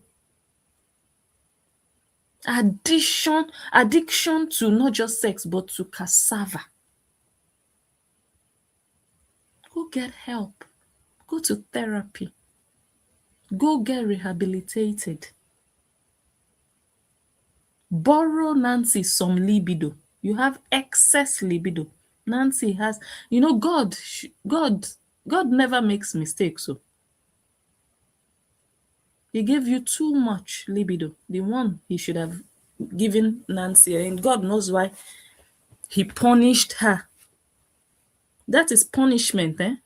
When you have too little libido, it's a form of punishment. And the more wicked you are, the lower your libido will get. When you start becoming a better person, your libido will start to climb. But some people are just as showers like Korra with excess libido. I wanted to chop Dawn's cassava. Ha!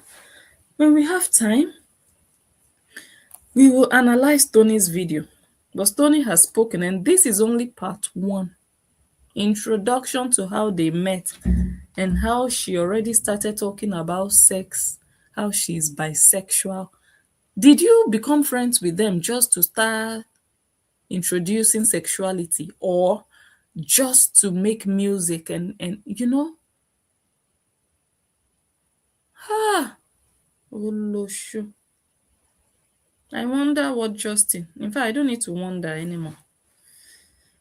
Let us listen to,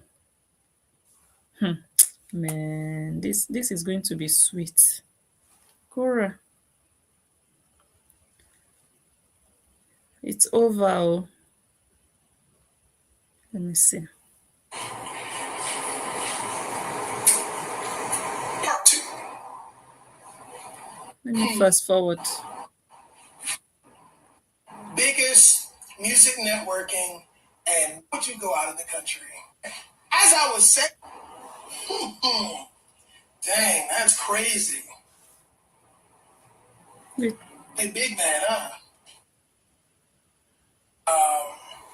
And then there's a percentage of you who have joined because you support Kora, and hey, welcome as well. Many of you don't know me in real life. Hello, hi, I'm Don Terrell. To give you some backstory on who I am, I was signed to a multi-Grammy award-winning production company in Los Angeles called Triangle Park. And they have credits spanning a bunch of artists. Ed Sheeran, Kehlani, blah, blah, blah.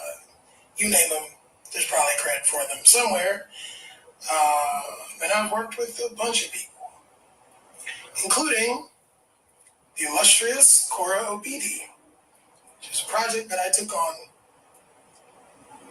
out of the kindness of my heart, and also seeing a good potential Hello for there. a good Mm-hmm.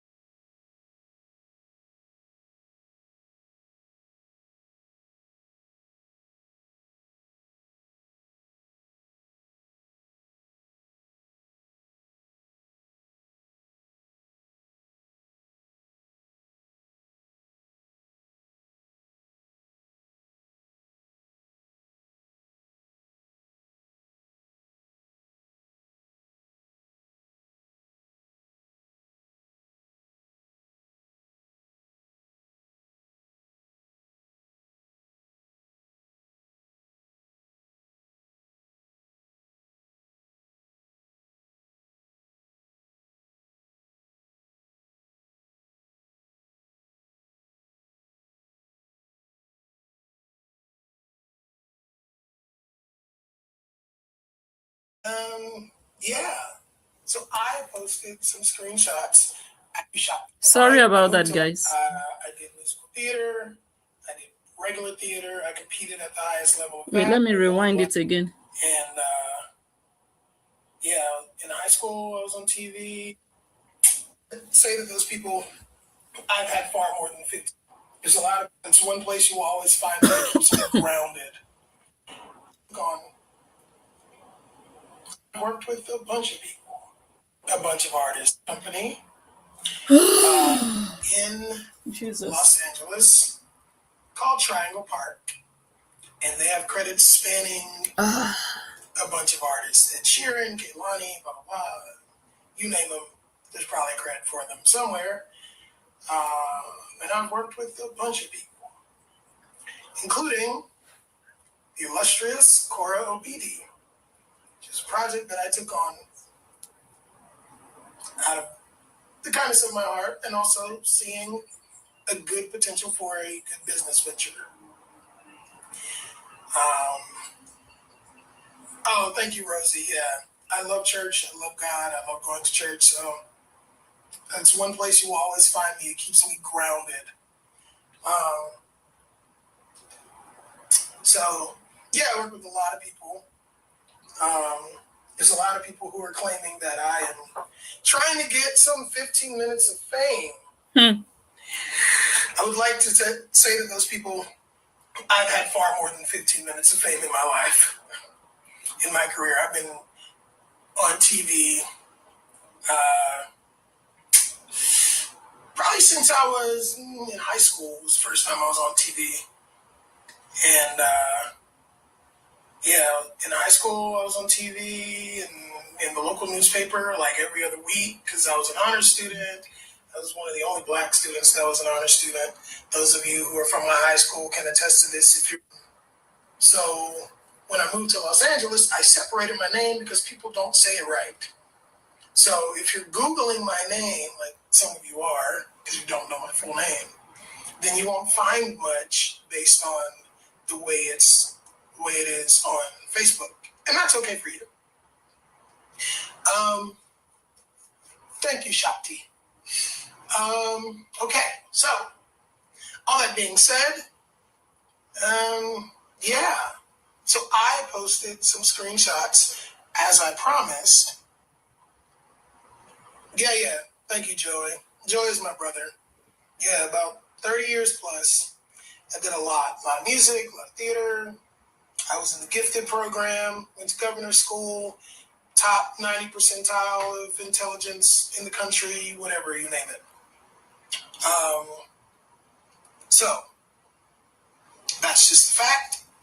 It's verifiable. Those who know me know. Those who don't, okay. Hey, Hannah. Hannah went to high school with me. I was in the same class as her brother. Zach Andrews. Hope you're doing well, Hannah. Love you. Say hi to the family for me. I've been somebody, that's for sure. So, I mean, he knows. Jay Rosado was one of the best to me. Part one of what transpired between Kora and myself and Stony regarding the Handle Me song. Mm-hmm. And we handled it with a lot of grace. And even after that, we still continued to work with her. So, what was the deal? What was the deal? Oh, Aretha, thank you. I will definitely keep my head held high. I'm not afraid of trolls. Tori, what's up, cuz? I'm good. Yeah, I'm really good. I'm just telling the truth, and there are people that don't like the truth, so they're scared of it. I'm not scared of it because I know that on this side, we did right by people. And when you do right by people, you don't have to hide. You don't have to block anybody. You don't have to try to skirt blame. You don't have to blame shift. You can just show the text messages, and the text messages will be the proof in the pudding. You know what I'm saying? In any case, so what was the deal? What was the deal between Kora and myself? What was the deal? The deal was this. The deal was that I would produce an album for Kora. Okay. And in exchange for that, Kora would help Stony with her social media. To be specific, her social media strategy. Now, It became a shower strategy. Yeah. So, but we did a lot more than helping Kora with her album. And so, what happened with the Handle Me song was Kora put the song out before we ever could. Why did she do And that? that's a fact. Everybody knows. Why? That's the third sign and confirmation that Kora is really a thief. If I collaborate with someone on something and that thing is that person's idea, concept, whatever production, and I'm just there to assist or to do a small part, I would not post it before them. Why would you? The owner had not posted. You could not wait because you don't have anything of yourself. It's a small girl, upcoming artist that you are trying to survive on and build on. You couldn't even wait for the Stony to post or for both of you to post at the same time. You rushed and posted before them. Why, Totoyos? Why? And to even be hustling for 33%, a girl that is just coming up, how much will Stony make from that song that you wanted to die on top of 33%, 40%, 60-something percent? Why is she getting more? The greed in your heart. There are some people that you can just do things for. There are some people you can just do things for. Like, okay, you know what? You're young. I've been there. I've been in this business for almost 10 years and you're just getting started. You know, I can just do a verse for you. Do you know how many people Davido has featured in their songs for free? Just to support the culture, just to support them, just to build them up, just to push them forward. Totoyos would never share anybody on her page just to promote them. She would never. You have to pay her. Even when she wanted to pimp Stony, she didn't tell Stony, you know what, you do it, post it on your page. I will share it so that people can follow you. No. She said, no, don't worry. You don't have to post it on your page. I will post it on my page so that you can go viral on my page. You see, that is pimping. That's just a user. Then all the revenue would go to her. The engagement would go to her, not Stony. But Stony would go viral, according to her. Stony is too young of an artist for you to be struggling 33% with. At your level, Kora, it gets some things where people, they pass. At your level, 10 years in the business, 12 million followers. Stony at the time did not even have 6,000 followers. You were struggling 33%. She was supposed to be like a small sister to you. Okay, you know what? I can do this little thing for you. It's just a verse. But no. Looking for how much will Stony make from that song that you wanted to just die on top of percentage? Kora, you can never make it. Never. Your mind is too poor. Your mind is wretched, Kora. If it was a collaboration between you and some top artist or an established singer that is already making waves and you're like, okay, you know what, we're going to do it 50-50, it's fine. But a girl that wasn't even going live, a girl that is just trying to find her bearing, a girl that is, you are still, because of the verse, one verse that you did, you were arguing, going back and forth. How many views were you hoping or expecting that Stony would get from that song? that you wanted to commit suicide and murder at the same time because of 33% to 40%. That greed inside of you that you don't ever in your life want to just give somebody something. You don't think anybody deserves anything from you. They must pay you. You must benefit something. But other people have to give you freely. They will have to go to work and dash you. You people are not giving me stars. Today, nobody has given me super thanks. But you can never help anybody share something on your page just for them to gain visibility. You said Stony and Don used you. Out of your 12 million followers, how many of them followed Stony and Don? Stony is still struggling with how many? 8,000 followers, if I'm not mistaken. Let me check. I'm not talking about this page. Justin just gave her. Let me see how many followers she has.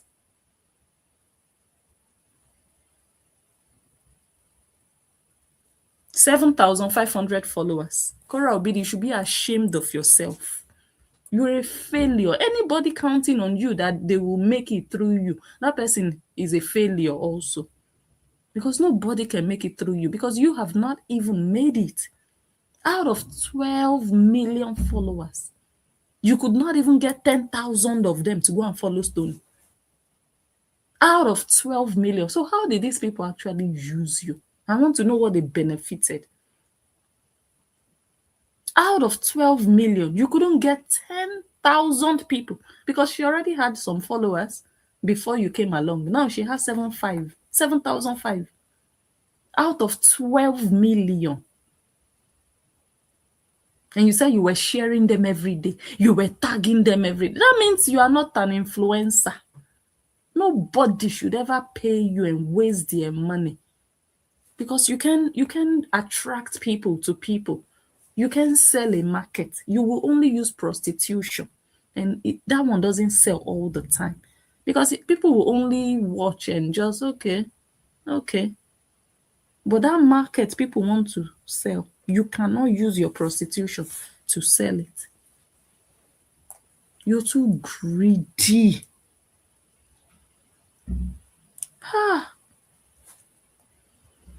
And that's a fact. Everybody knows that. Everybody saw it. And we pretended, for her sake, because we knew she had a bunch of drama, that we were having issues with the distributor. In the background, we were trying to figure out what the fuck happened. So what we were doing was like, yo, what's going on with the song? Like, you put it up. Because Kora wanted to handle me on her album. Wow. Right? So she was so desperate for that album. Kora has never had, I don't think she has ever had an album before now. Yeah. So, of course, when you make an album, you want many songs on that album. You can't make an album with just 2 or 3 songs. So this was another opportunity for her to catch another song to put on her album. A song, an entire song of a young girl that you can just gift that girl. Like, okay, you know what? I can help you. There are people, I'm not bragging. I just want to use it as an example. There are people that I have pushed in my little way.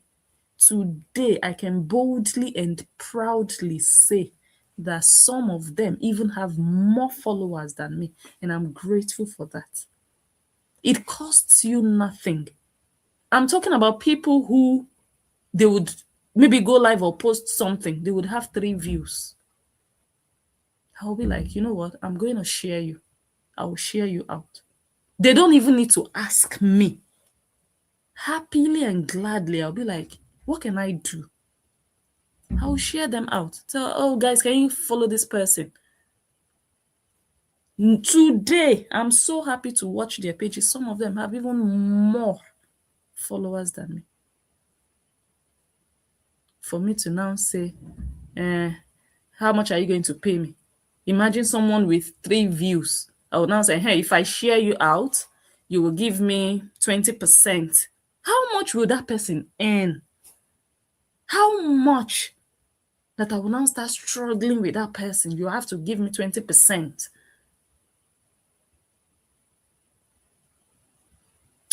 Kora, you're a useless person.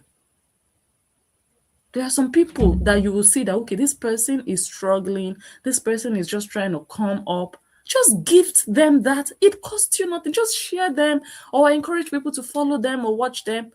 You don't even have to be the biggest to do that. Every little thing counts. That's why I said I don't even have so much, but I feel like if I can share you out, even if it's 5 people that follow you from me, it's something.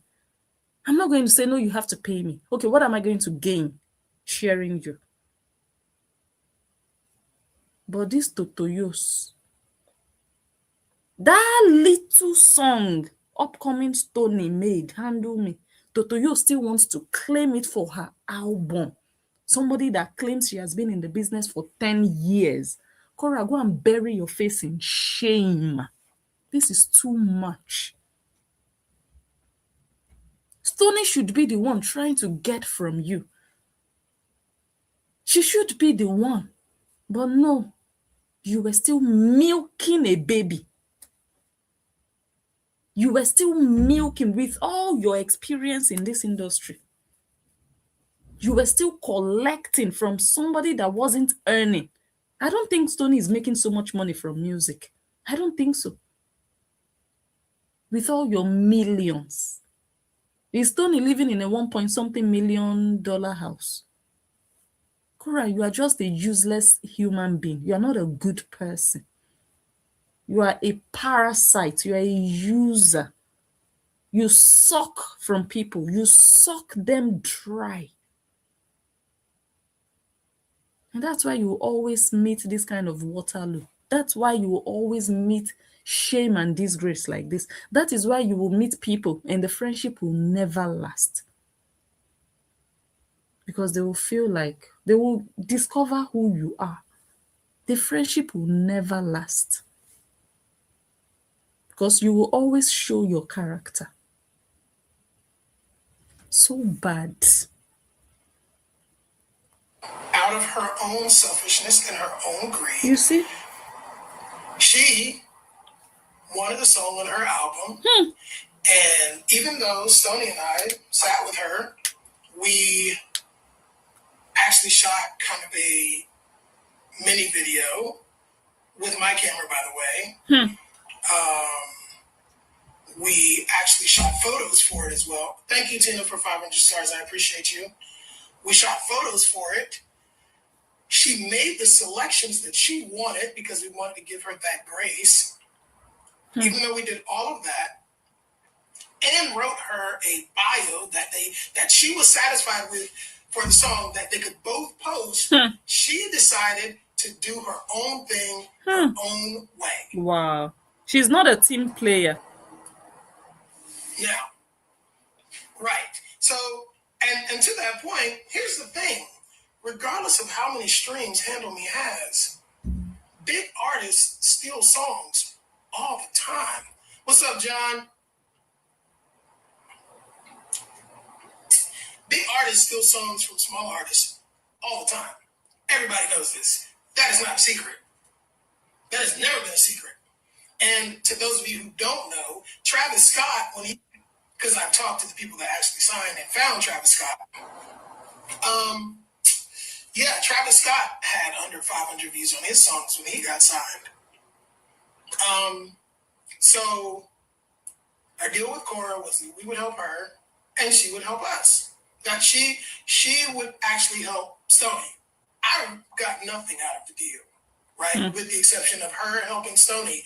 That was literally it. I did not get paid. The only thing I ever got was jollof rice, which was pretty good, by the way, and the Radiance cookware that's on my stove. Decorative cookware. I got nothing. Toxic cookware. Not only that, I went a step further. I'm like, okay, since we're friends, let me do for you what I'm doing for Stony. Let me connect you to the people in the industry that I know in California, which are a lot of people, because I've worked with everybody. I was signed, my label was a part of the division of Atlantic Records. So I've been in almost every major studio you can think of. This is easily verifiable. A lot of it's on my Instagram page. A lot of it's on my Facebook page. I posted just a few things on my Facebook in the last couple days just to prove that point. I have been in a bunch of major studios. I am connected and friends with a lot of the biggest producers in the world. So I said, oh, let me take Kora to Live Nation. So we started moonlighting at Live Nation twice a week for about 2 to 3 months. We would go there, introduce her to everybody, the executive. Right now, I was just about to ask Kora, where did you take these people to? What did you use your influence to show them? And that's also one of the reasons Kora has nothing to say. If you think she's just keeping quiet for being the bigger person, that's not true. She has nothing to say back to these people. If at all she has something to say, it would just be how to tell us she is the victim and they used her. She has nothing to counter what these people have been saying. Nothing. She benefited more from them than they from her. Directors at Live Nation. I introduced her to the directors, not the middlemen, not the little guys, not the people that can't move the needle. I introduced her to the director of global touring at Live Nation. Okay. I also introduced her to, I'm not sure if I want to name the name, but one of the A&Rs at TDE. I also introduced her to the former head of A&R at Atlantic Records and a bunch of other people. Now, these situations were hinged on my goodwill. They were hinged on my relationships. So this first interaction, this first real snaky event that Kora did with, oh, Lynn, it doesn't matter. They're my relationships. The first interaction with the Handle Me song, the first time she really, really messed up with me, was a huge red flag. But I decided to give her grace, and I will show you, because I have those messages as well, that we decided to move past it. And Stony came out and said, no, it's not a big deal, guys. Like, we're good. I talked to Stony about it at length. We both decided, okay, you know, for her sake, I know she's got a bunch of drama. I'm not taking away from the fact that, like, people have actually been racist to Kora and a bunch of other things. So in my trying to do the right thing and move, because I was going to cut her off at that moment.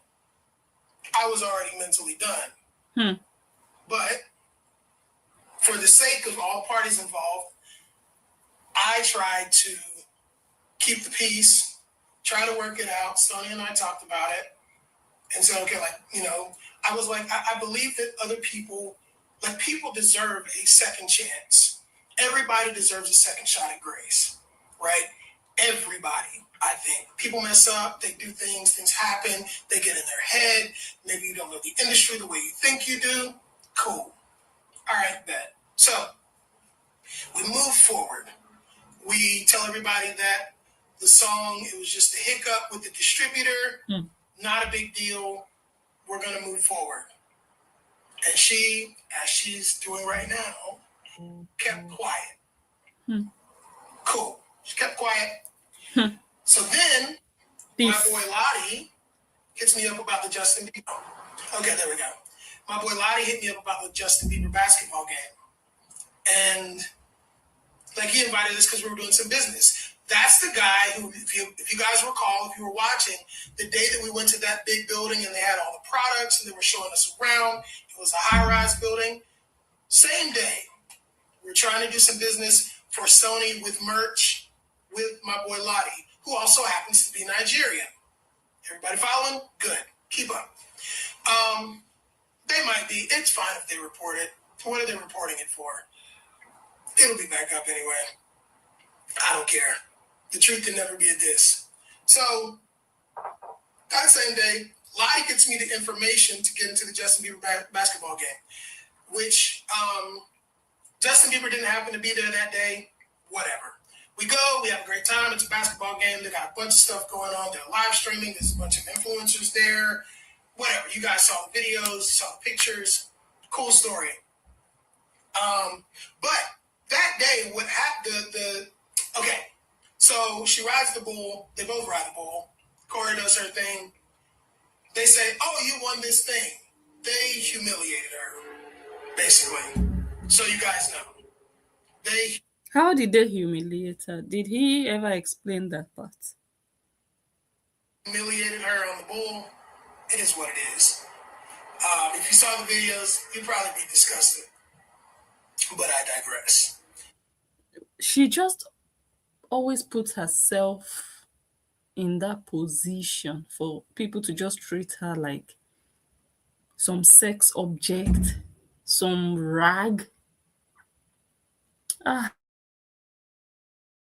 Which kind human being be this? And that one go say and get papa. Nancy, this is the rag of a sister you call a sister. This one. Yama yama. Cousin Lonnie, what's up, brother? So Thursday, we get invited back as a team. Kora, of course, they're like, you get a special VIP, whatever, blah, blah, blah. Cool. So we're waiting outside for her. We park, we get there earlier than her. She's late. So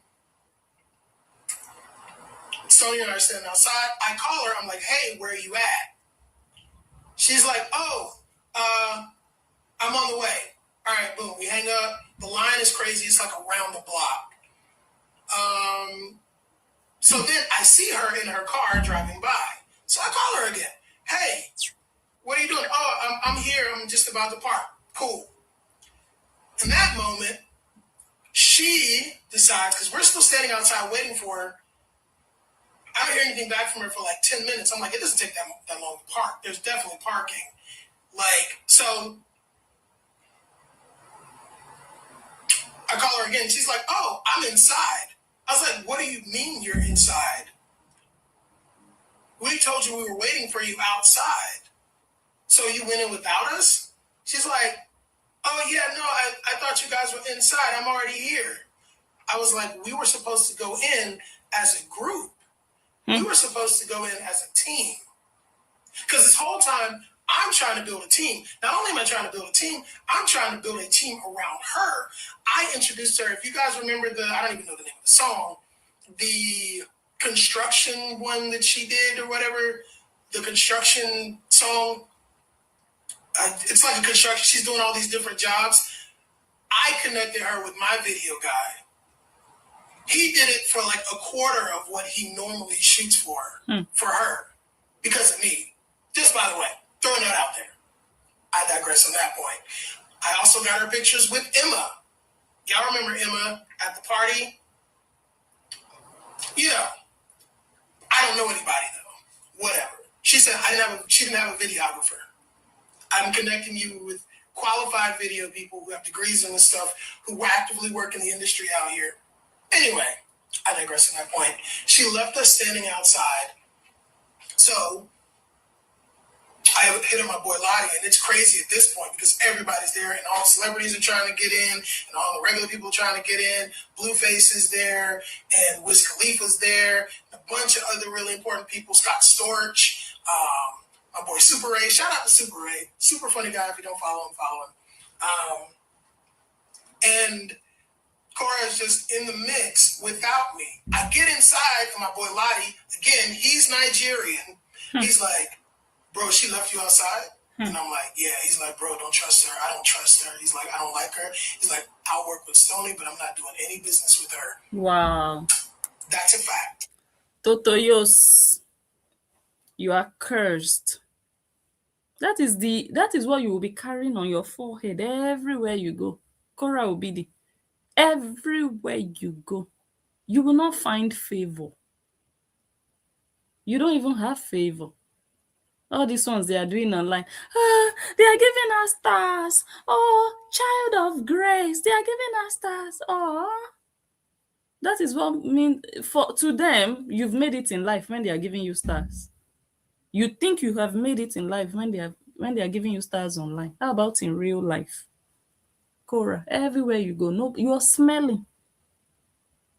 You're smelling in their nose. They don't want you. You are unwanted goods. Totoyos. My God. I'm not lying. Trust her. He's like, I don't mix without me. I get inside, and my boy Lottie, again, he's Nigerian. He's like, bro, she left you outside? And I'm like, yeah. He's like, bro, don't trust her. I don't trust her. He's like, I don't like her. He's like, I'll work with Stony, but I'm not doing any business with her. That's a fact. I'm not lying. Also, just by the way, and again, I have messages about all of this, okay? So I'm not just saying stuff out of my mouth or my face. I have messages from everybody about everything. For some people's anonymity, I won't be sharing certain things because some people are very high up, senior level executives at, big companies. So I'm not gonna talk about that or them, just to make sure that they're, taken care of and not being exposed in all this foolishness. But here's what you guys don't know, which is really fun. When my folks over at Live Nation discovered I was no longer working with her, mind you, the director, he was like, good. He's like, I didn't want to tell you, but the image is so important. Nothing, matter of fact. Image is so important. Oh, God made me like this. God made you to be naked and useless. That people are looking at you and you are, sometimes you will reason, even if God made you some kind of way. You are mingling with other people in real life. Image matters, no matter which industry. There is a time and a place for everything. I have the text message. Let's see, what did he say? What did he say? Fortune 500 company.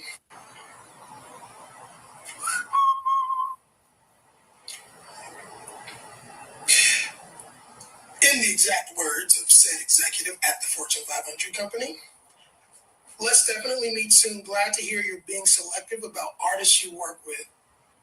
We'll talk more soon. Nothing about you or Stony, just had to be mindful about how people show up in spaces. Wow. How people show up in spaces. I guess the guy is a hater. I guess the guy is a Justin Dean fan. The training that Totoyos has refused to get, she will go and get that training in places that really matter or that would have mattered for her future and for her desires for her own life. That stubbornness of it must be my way. I don't care what you say. Don't tell me what to do. She will get the home training outside where she will be disgraced and where things will spoil for her. Because of that stubbornness, she will not make it. How you show up in spaces. It's not every day you look like an ashy. Not every day. Once in a while, yeah, it's okay when it's called for. There are some occasions that you actually need to throw yourself out there. Not cheaply, but you're strategic about it. Not every day and everywhere. I must show breast. I must show nyash. Like acting like a dog ready to be choked by every cassava and stick. That's too low. That's too cheap. And that's how you will be seen everywhere you go. You go and tell them God made you like that. You go and be telling them this is how God made you. And you will still not make it in life. God made you, but you will not make it. You will not move forward in life. You'll be turning in circles. The same old tricks you'll be performing. You will impress people for 5 minutes. The following day, they don't want to see you anymore. They don't want to see you anymore. You've impressed them. You've entertained them for 1 hour. But 24 hours later, they don't want you anymore. For how long will you live this kind of life? Just because you want to show nyash and breast, because you think you are the best thing after sliced bread, and you are not going anywhere with it because you don't have talent. Quote. So, someone blew it with the biggest touring company on the planet. Someone did. And again, so I'm not trying to bring anybody down. Let me just say that. I don't hate anyone. As a matter of fact, I love everyone. Jay. Yo, Jay. Oh, yeah. I don't believe that I could. Kora has done a great job of establishing an incredible following, an incredible fan base. It's very massive.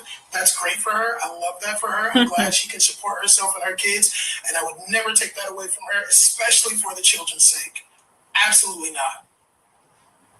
Absolutely not. I don't hate anybody. I got no hate in my heart, and I'm certainly not looking for fame because I don't care about this app like that. That's why y'all don't see me on. That's why y'all don't see me on. Now, that being said, Kora, because she had such a huge fan base, and Live Nation is a global community, it's a global touring company, it would have made sense because she has such a big following to put her on a Live Nation tour. I get tired of people like this. So these people still believe in the following. Following without influence. They just still believe that, okay, she has a big following. She has those numbers that you see on the page, and that's all it is. You go there and you see the numbers. That's all. Nothing is coming out of those numbers. Nothing productive. She cannot market anything with those numbers. Those numbers are not productive. They are decorative, just like her sister's pots. Those numbers are not doing anything for anybody. And they are still capitalizing on, oh, she has a massive following. Empty following, empty.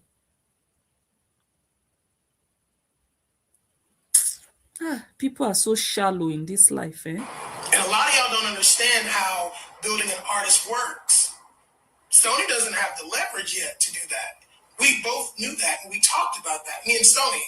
I told her, like, hey, you don't have the leverage, but I'm still going to introduce you to people as if you have leverage. So once the time comes that you do get leverage, we'll be able to, it's going to be easy. It's going to be a cakewalk. It's going to be butter. And they're still interested based on my relationships, because that's how relationship. It's glitching again. Jesus, there is a lot of people in here. Anyway, wow. Yeah, we're actively building a fan base. We're actively building a following. The music's really great. We're actively working on trying to secure a marketing budget for Stony. But Kora would have made so much sense. You already have a fan base. You already have a following. Let's make it make sense.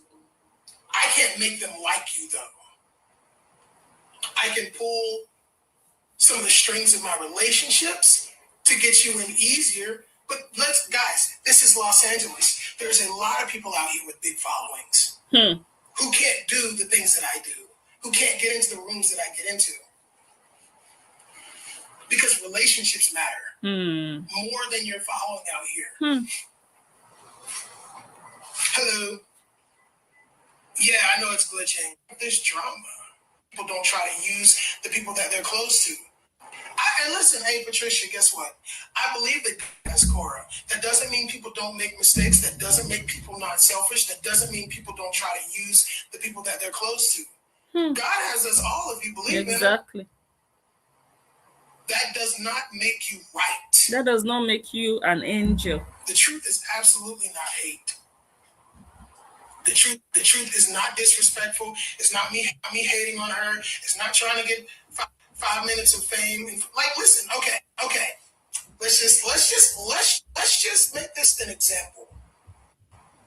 I was a touring musician for years, literally, times that I can count. My subscribers, thank you for name a network when it's easily visible that I already have. Okay, so I think there was an issue with his live. So I'm just going to go to the truth is not disrespectful. It's not me hating. I'm just going to go to the next one because he came back live. Why would you go out of the country and go traveling during the world's biggest music networking and music award show in the world if you want to be a music artist? With everybody and their mamas around. I mean, I was literally standing on the street and T.I. walked past me. We're at Kehlani's event. We saw Ari Lennox. Stony and I were at the Gamma Party, the big one that they reported on in like Time Magazine and a bunch of other stuff. We went to the Gamma event, ran into L.A. Reid, my OG, shout out to him. And Justin Bieber was there and Jamie Foxx was there. No Kora. Who is Kora? It's very interesting for someone who wants to be a music artist who has so much clout. Lauryn Hill performed there. If I'm clout chasing, how am I getting into these events and she's not? That's what I want to know. If I'm such a big clout chaser and all I want is followers, how am I getting into these events? Oh, and there is, I think I posted the screenshot in one of the comments or something of how Joey Harris Inc. invited me and I put Kora's name on the list. I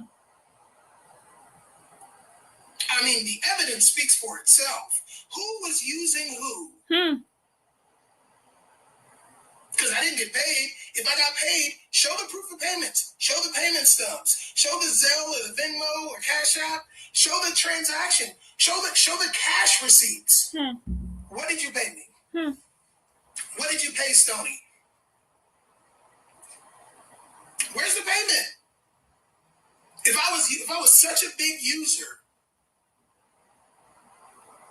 Stony and I got her into events.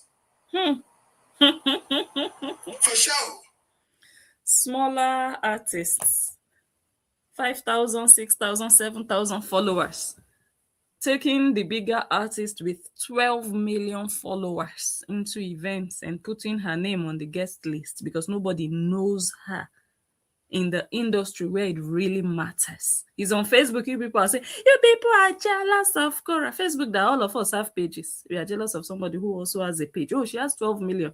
But where it matters, nobody cares about her 12 million. Nobody knows of her existence. It's people with less than 10,000 followers that are putting her on the guest list. Korra, you are empty in this life. You are finished. That is why you are an excellent scamalama.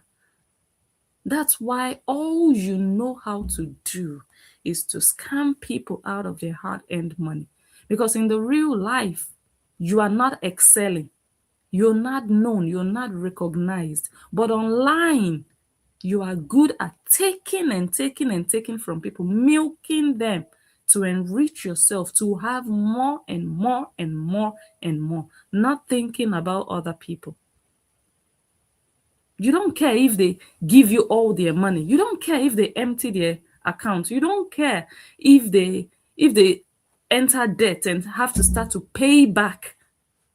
You don't care. Let them just give you. That's all you care about. You don't care. You're a very ugly human, not just physically, but inside, you are a very ugly person with a very ugly personality.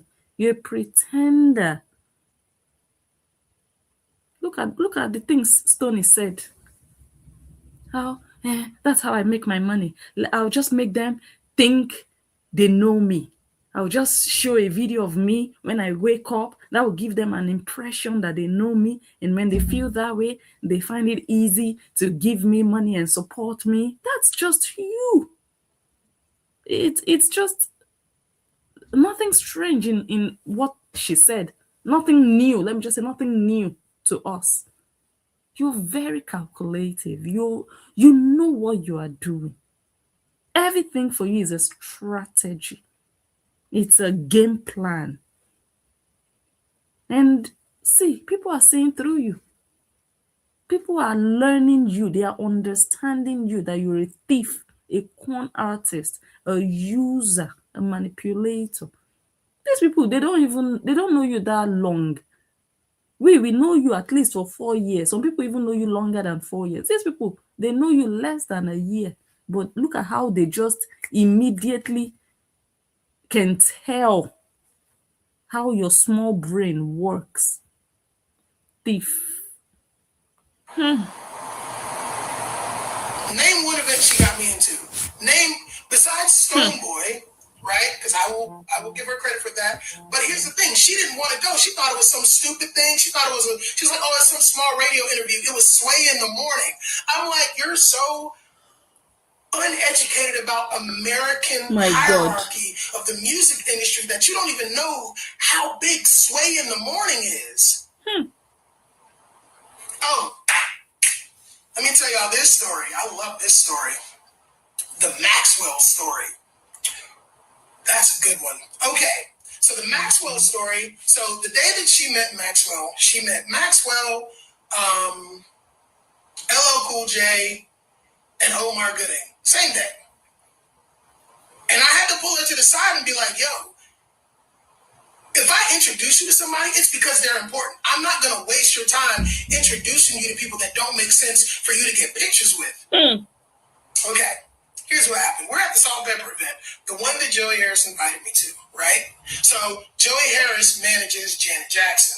He also manages Haley Kilgore, the girl that gave me the flowers, the youngest woman to ever receive a Tony. Okay, here we go. So we're at the Salt and Pepper event. I see Maxwell standing in the corner. We couldn't get to him when he was on the red carpet. And so I'm like, all right, let's go. Come on, Stony. Come on, Kora. Let's go. I have to get you pictures with these people, right? Got to get you pictures with Maxwell. I go up to Maxwell's bodyguard because I just met Maxwell's team, right? His PR person and somebody else is on his team.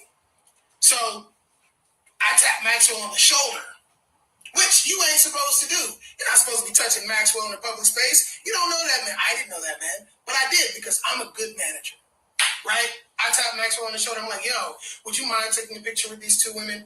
His bodyguard steps in and says, hey, listen, I do have Cash App, Rosie. Inbox me. Maxwell's bodyguard steps in and he's like, yo, he's not taking pictures with anybody tonight. I'm under strict orders. He can't take pictures. I'm like, listen, these are artists.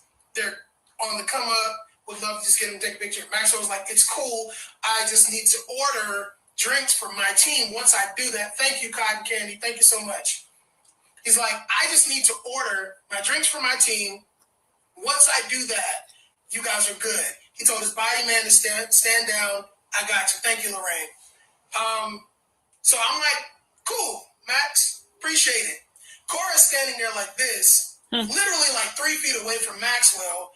Why are we waiting on him? I'm like, yo, shut up. I don't wait for anyone to take pictures. And it's literally people, there's a glass door. Empty pride. A nobody thinking herself. Wait, let me see. Okay, someone is sending me a message. Hey, empty pride. A beggar that is prideful. I'm not gonna wait for anybody to take a picture. On the bar, and people are literally trying to get through the glass door to push in front of us to take pictures with Maxwell. She has no idea who he is. She's like, I don't wait on anyone. People take pictures with me. I don't wait for anyone. Why do we wait? I'm like, shut up before he hears you. So long story short, we do get the picture, but then I have to tell her afterwards, like, yo, are you okay? Do you not realize who that is?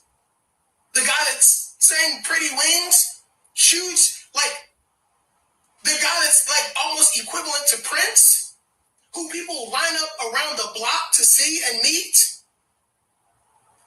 Are you okay?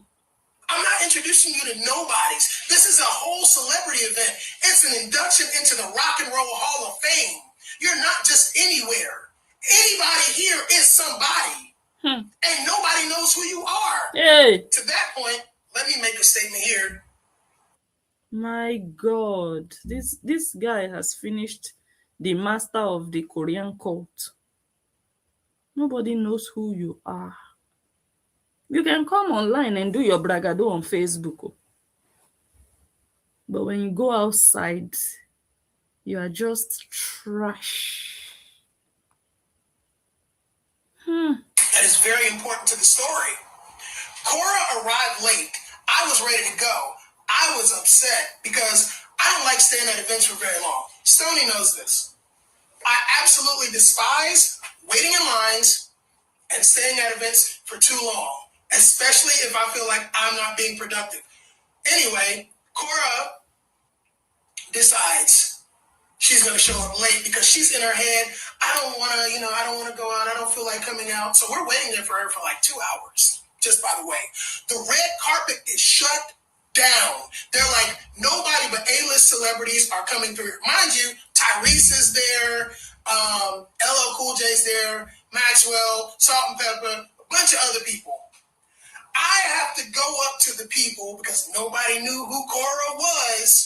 When she got there, first of all, I had to get her signed in, make sure to check with Joey Harris that her name was on the list, even though I'd already put it on the list, because at a certain point in Los Angeles, no matter who you are, they will shut the line down and stop you from getting through. So I had to make sure that she got signed in.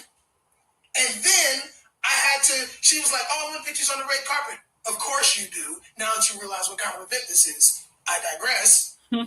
So I have to go up and talk to Joey's team.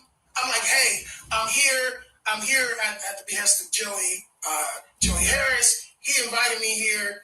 Mind you, Joey's name is on the banner, and Joey's walking around, so he can vouch for me, obviously. And so, please, she's a Nigerian celebrity. Please, can we get a picture? The line is shut down, sir. We can't do anything about it. I'm like, well, listen, she's a Nigerian celebrity. Please get her on. And of course, Joey comes through, says, hey, it's cool. Like, let her go. Off of my name. Not hers. Because, like, no disrespect. Again, this is not a diss. This is not shade to her at all. But in America, she is not known. As a matter of fact, if we're being honest, in the American music industry, there are more people who know Stony than there are people who know Kora. The people in the music industry who do know Kora know her through me. Cosign knows Kora because of me. You can look up Cosign, Kosine.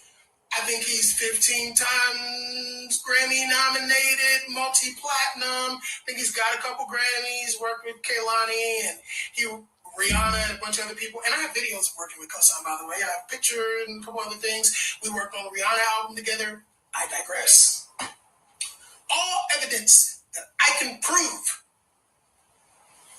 So, it's hot. I'm standing in the sun and I'm drinking hot coffee. Sorry if I sweat a lot. Thank you, Grace. Thank you. Here who did not like me because I defended Kora, and that's okay. I understand that people sometimes need more information to make good decisions or to make different decisions. I do that too. In the face of information, real information, I will change my mind about said topic because that's what you do when you're a mature adult. When you get better information, you make better decisions. And I hope that this woman will move forward and make better decisions.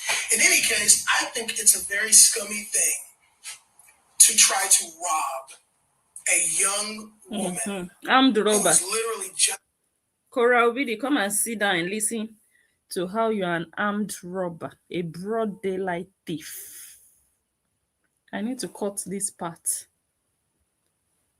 make better, Let me. make better decisions. In any case, I think it's a very scummy thing to try to rob a young woman who is literally just trying to be your friend, who comes from a great family, who has honest intentions, who is trying to help you. I think it's a very scumbag move to try to steal from them. Hey, Korra the thief. I don't care. It's like, why? It's like, okay, if the song is so small, it's like, think about this. If I took candy from a baby, is that okay? Mm-mm. No, it's not okay. It doesn't matter that it's $1 million or not, or candy. Doesn't matter if it's $1 million or candy, right? I'm stealing from a baby. And in this industry, Stony is a baby. In this scenario. She's a grown woman, but you get the idea. The idea here is you are taking from someone who has lesser means, has less standing, has less footing, and less experience. Exactly. And the only thing that stopped you was literally me. Only 33% to 40%. Thief, greed. That's messy. That's childish. You want messy? That's messy.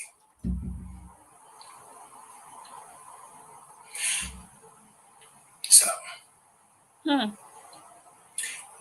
kept my mouth closed to keep the peace.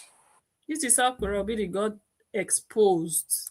This is what she has been doing to people, robbing people, cheating people. Because she will promise them, oh, I'll give you exposure, I'll give you followers. How many followers? These people were with her for like 6 months. They still don't have 10,000 followers. Both of them. She has nothing to offer anybody. She's looking for that thing you have that she will take from you. Whenever she goes live, she has calculated how much she's going to make on that live. You think it's random when she talks about, oh, I had to pay $500 for this. Oh, it's so expensive. Oh my God, I can't believe it's so much money. Because she has calculated already what she needs from that live. It's all about money for her. When she goes live, it's money. What a pathetic life to have. When you can just be a happy person, just doing things because you enjoy doing those things. But you're doing things just because of money. And you're still not getting satisfied.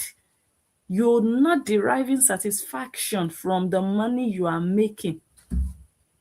No peace of mind. You're stealing from somebody who is upcoming with all the money you make on all different platforms. You're still looking for the $100, $50 that Stony will make from her songs. How many people were you hoping or expecting would watch Stony's song that you were hustling for the $20 Stony will get out of that song so that you will also benefit and make something out of it? With all the money you have, you cannot even look at Stony and say, okay, you're just a young girl. Okay, let me just help you with this.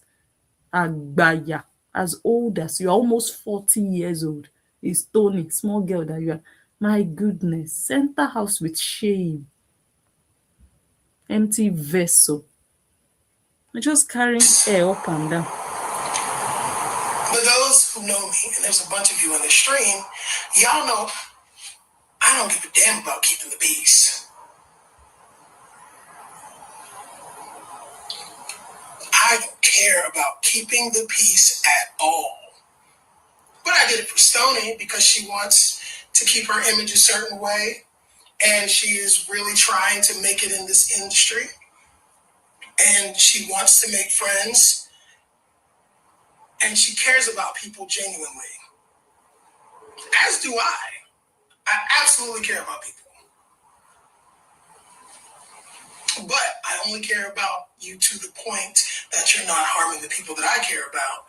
And let me just make this very clear. Kora came in with an entitlement complex because she felt like, oh, I'm this big artist, this and that. Listen, I'll at some point I'll post the video. I worked with the biggest Indian artist, Nora Fatehi. If I was chasing clout, why wouldn't I be chasing clout through her instead of Kora? Kora just got to 11 million followers. Kora has less than half. Why would I be chasing clout through someone who has less? But even if you chase clout with Korra, how many followers do you think you will get out of her? All her puppies, all her goats, how many followers do they have? Can any of them boast of 100,000? 4 years of being puppies. How many followers do you think you can get out of Korra? That they are saying you are chasing clout, you are doing this, here is attention, you are looking for her followers, you are looking for how many?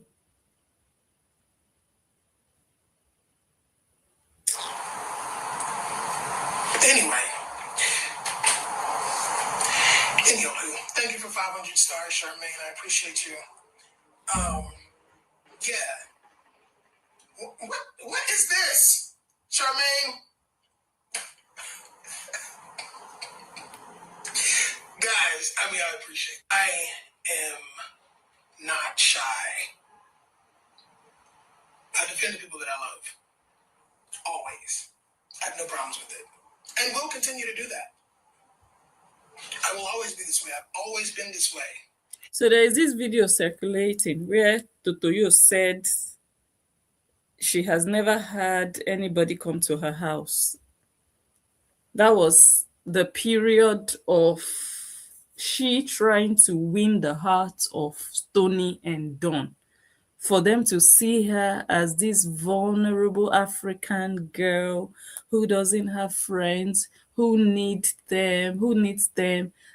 This is the game she plays with people, to lock you in, to make you feel like she needs you. You need to be there for her. You need to help her. You need to support her. She doesn't have anybody. She actually told these people that she has never had anybody come to her house because she doesn't trust people. But designer that you met at a car park, he entered your house the same day. The same day. All the different people you've packed, all the different men you've brought to your house. And these are things that people can verify. But you stood there lying to these two people, and now they will find out. They will go and watch all your past videos. They will see the different faces that have entered your house. At your age, Korra, 35 years old, because of what you will gain from people, you became an orphan in America. Because of what you will gain and collect from people,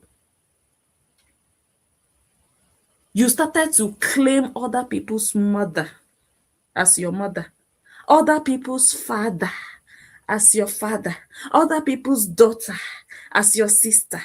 You are so desperate to belong. You have your own ugly sisters in Lagos. You are there claiming Ele Crayfish's daughter as your sister. And my sister ordered, I was like, don't you see the face of this girl? Does she look anything like Nancy or your elder sister?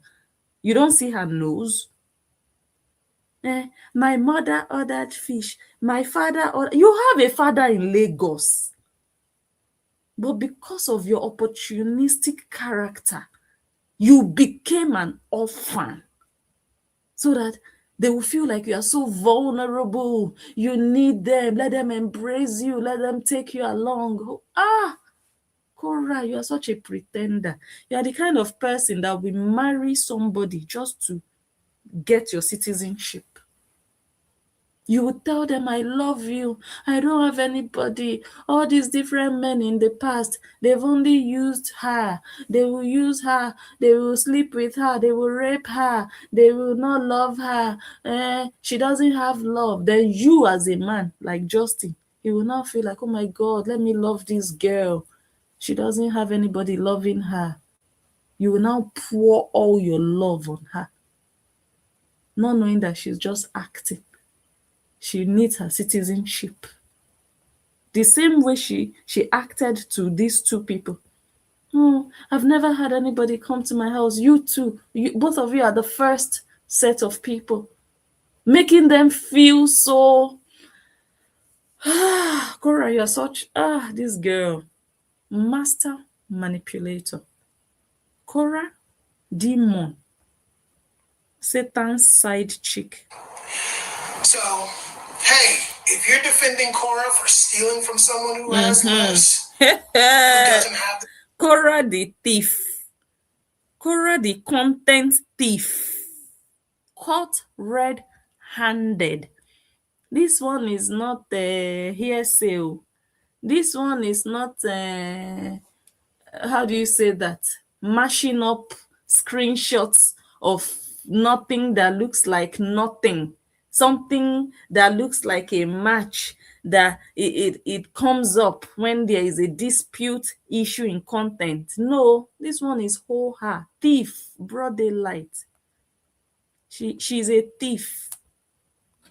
She was caught red-handed. I will always be this way. I've always been this way. So, hey, if you're defending Korra for stealing from someone who has From less, stealing. who doesn't have the same amount of followers, who is really trying in this industry, who works very hard. Stony works harder than I do, and I'm a hard worker. That woman shows up every single day. She puts her best foot forward every single day. She works hard. She works hard at her vocals. Unlike some people. Yay, unlike Korra. She was taking vocal lessons until I told her to stop. She was taking vocal lessons for years. She has her own recording set up at home. She's invested in herself. Mike, I don't need to defend you. Relax. Love you, bro. Yo, Mr. Mike. Korra, go and learn how to sing. Everybody knows that you cannot sing. That's my dog. That's my bro. Mike was on the last Usher album. I think he wrote like 3 or 4 of the songs on there.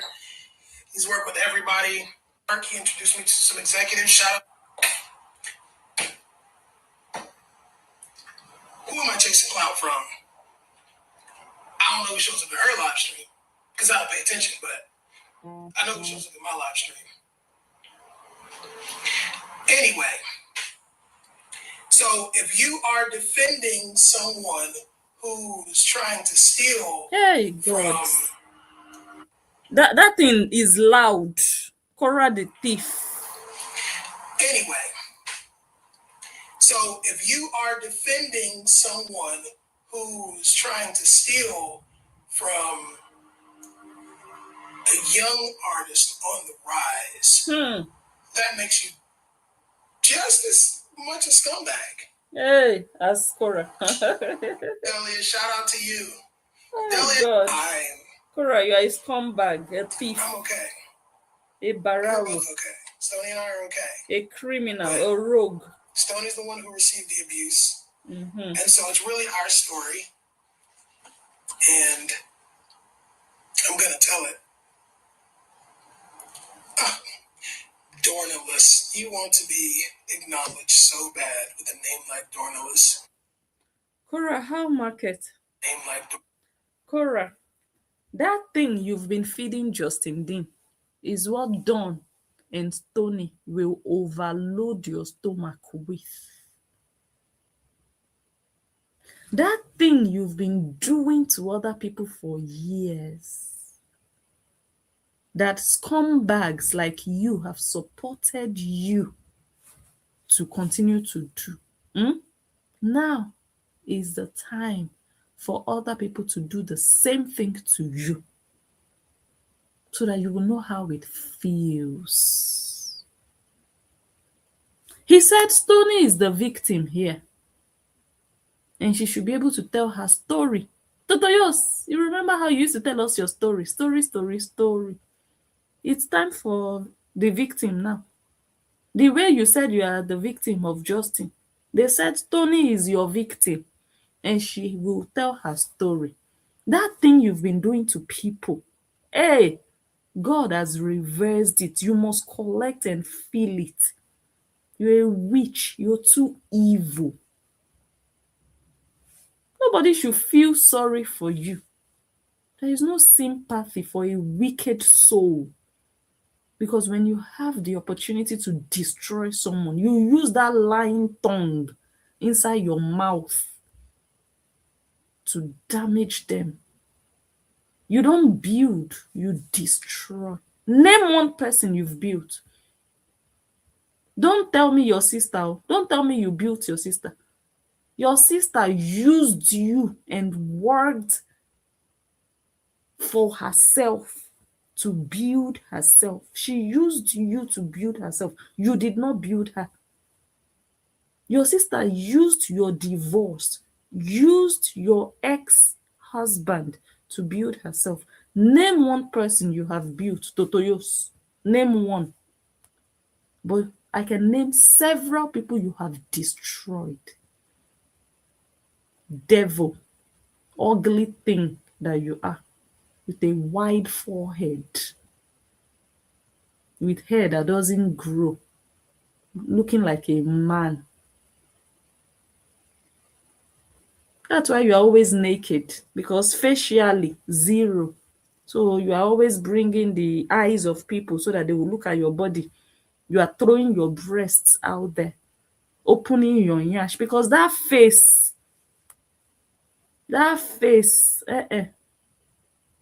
you know, you know. Us, and I'm gonna tell it. Let me listen to how he said Stony is the Received the victim. abuse. And so Abuse. It's Stony that suffered the abuse. I'm okay. We're both okay. Stony and I are okay. But Stony's the one who received the abuse. Kora, do you see? You were shouting, he abused me, he abused me. You abused Stony. Sexual harassment. Kora Obidi. Stony is supposed to be like a younger sister to you. We are talking about eating her bukus. A small girl. Look at how old and haggard you look compared to Stony. When you see Stony, you know that Stony is bobolo. When you see her, you know this one is a small, young, fresh girl. Your body don't do kanda. Your body don't tight. You know that this one has collected enough cassavas in her life. You want to destroy Stony so that talent will be second place and sexuality will be on top and talent will just be 0-0. Instead of you to be working on how to improve on your sound, improve your vocals, you are looking for how to do surgery on your breast, how to pump your nyash, because the talent is not there and you're not ready to work on it. That's why you want to destroy Stony also, so that she will follow that footstep, so that she will also be focusing on her body, her nyash, her breast, enter water, do baptism, don't wear a bra, wear only pants, a shower. Family of ashawos, because an apple doesn't fall too far away from an apple tree. So that's what you want to turn your children to. I saw what Athena did again for the second time on live video. I will come there. And so it's really our story, and I'm gonna tell it. Hmm. Dornalus, you want to be acknowledged so bad with a name like Dornalus. Nobody said Kora's career was over, but what I do know is she won't be working with some of these big companies. Hmm. She'll have to tour in bars. Yay. My God. Korra, they don't finish your life. Just go back to Nigeria. At this point, nothing is left for you anymore. Nobody wants you. Your name is bad already. Your image, when you even step into somewhere, they are looking at you like, okay, who hired you? Which escort company do you work for? Who ordered you? Not even hire. Who ordered you? What's the name of the client? When you step into a room, they are like, okay, this one, are you lost? Your image alone is zero. Physical image, nothing. And then online image. That's why you don't have companies rushing you to come and influence for them. I have some good friends. I don't share them, I don't post them. They don't even have 1 million followers. They have like maybe a couple of hundreds of thousands. I know the different companies they are working with. Different online. They are rushing them because they have a good image online. Now you'll be going from bar to bar like you've been doing anyways. Or you'll be begging people who are doing their own shows and concerts to come and sleep with you so that they can allow you to perform, so that you can do pay them. See, I performed at this place, but they didn't pay you. You collected cassava, you paid them with kpekus. See your life. Is it by force to be an artist? I want to know. Is it by force? Must she be an artist? If you don't have a talent for it, you don't have it. If you have it, people will see it. You don't have to force it. You are forcing this music thing too much. And it's so clear it's just not for you. You struggle with everything. Your dance moves are rigid. You are like a man on the dance floor, a man in heels. Look at the way you are dancing salsa, like you are fighting. Like it's another style of wrestling you are doing. Flinging your arm. You're doing like this, like you've carried all the weight in the world. You're not moving smoothly, sensually. You know, salsa now, you will move quite briskly because it's salsa, but at least it's flowing. It's ladylike. You are throwing your arms like peso, like pesos all over the place. I'm like, is she fighting? Everything is forced. Everything is coerced. Everything. Auntie, rest, relax. You're almost 40. You're no longer 20 something like Stony. You're like a mommy. She should be calling you Auntie Kora, where we come from. Somebody like Stony should not be calling you by name. Auntie Kora, and you are there hustling with her. Give me my 40% on a verse. If that girl at all, if she makes any money from YouTube on that song, maybe $100. Useless Korra. Shame on you. Poverty mindset is what is worrying you. Poverty mindset. That's why you will continue to be disgraced like this, because people will continue to notice that you're so greedy, and that's so irritating. You did it to your husband, your ex-husband.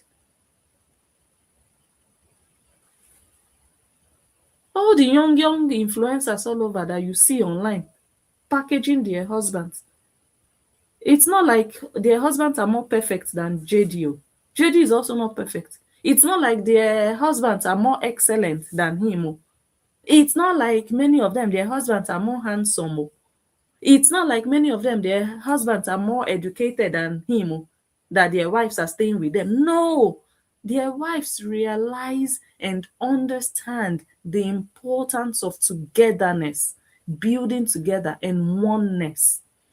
When you marry someone, you are one. But you know, you will take from that husband, you will collect from him, he will pay for everything. But when you make your own money, Nobody should look at your money. You're a greedy, selfish person. That's why you will never have friends. Never. Because you will pretend you don't have. Oh, me, I don't have money. Oh. When you want to buy something, you people go out. You'll be waiting for them to pay. Oh, my card is not working. Oh, I forgot my wallet. Useless parasite. Nobody wants to hang out with you 10 times. No.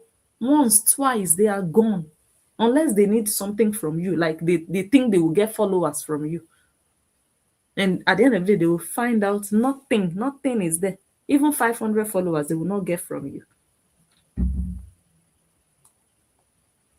Look at how God is shaming you. This is God at work. This is God at work. The evil you have done to people, God is saying enough. You'll have to tour in bars. Yeah.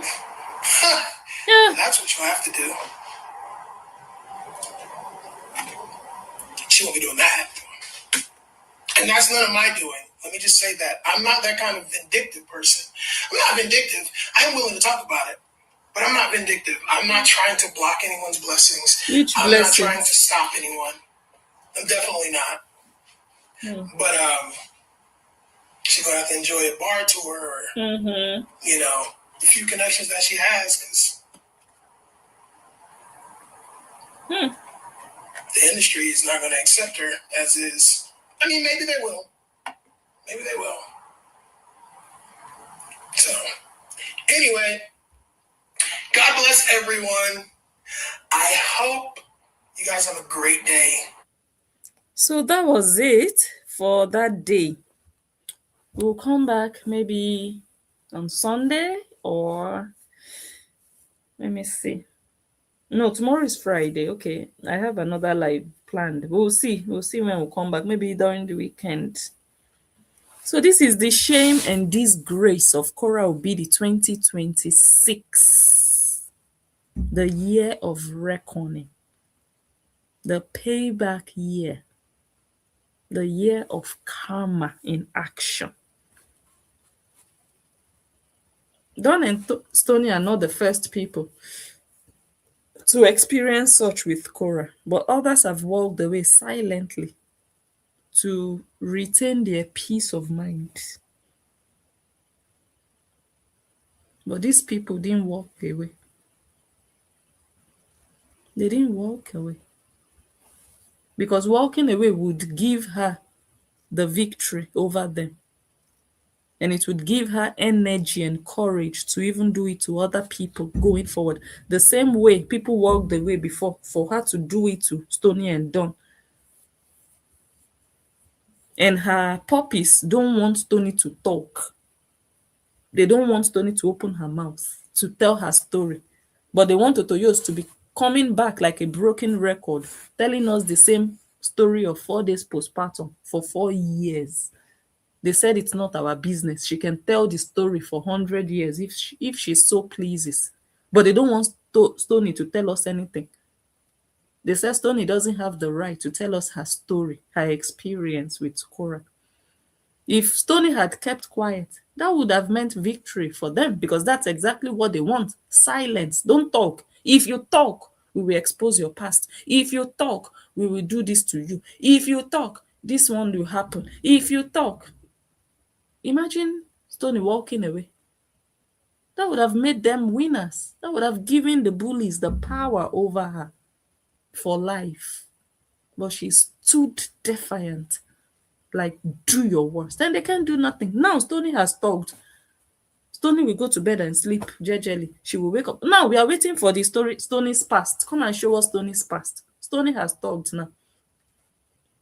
Crayfish in the dark that is hiding bullying, people that are better than the generation. Stony has spoken now. Come and give us her past, what she did in her past, that your Ashawo has not done more than. Let us bring your Ashawo's past. Bring Stony's past. Let us compare to Olosho of the mudland. Let us compare and contrast. Let us count all the cassavas. Let us see which one is worst. Hello, my dear. Blessing. Good How evening. everybody doing? Do you know they are threatening his life now? I saw it. He screenshot a lot of people threatening his life. And there was a girl yesterday that was on YouTube talking about this situation. You should see how this girl was body shaming Sonia. Oh, Stony. wow. It just wasn't right. They said she have a body of a 40-something years. Oh, I don't know how wow. 40-something years body look like. But they said she have a body of a 40-something and a face, although she have a pretty face, though, but she doesn't look young as Kora. Oh, I wow. was like, only if y'all know how many plastic surgery Kora did, y'all won't be talking. Kora have done plastic surgery on pretty much everything on our body. And she keep telling her people there is a natural dance that she's going to teach. Person that dance their hips, they expand. Kora says the dancing. She's always lying. She's always lying. I went there, I used my son's iPad. I bust that bubble. She got a liquid BBL. She blocked me. She blocked me. She says that dance that make her hips that big. Wow. But that is not. I was body shaming this girl yesterday. I said, these people, how many times have they seen Kora? Every time you see Kora, is something different. Either her breast is smaller, or it's just from one thing to another. Yeah. We have eyes now. We know what plastic surgery look like. Hell, I live in Florida. Florida is the home of plastic surgery. But I said, let me tell you that. See, him. And guess what? They're not going to get away with it. He already said that once they are here in America, he know how to deal with them. Because I know he's probably going to go file a police report or something. But anyway, we are watching, my dear. Thank you. Oh, I didn't even remember to ask how the bag is doing. Guys, I'm going to leave you very soon.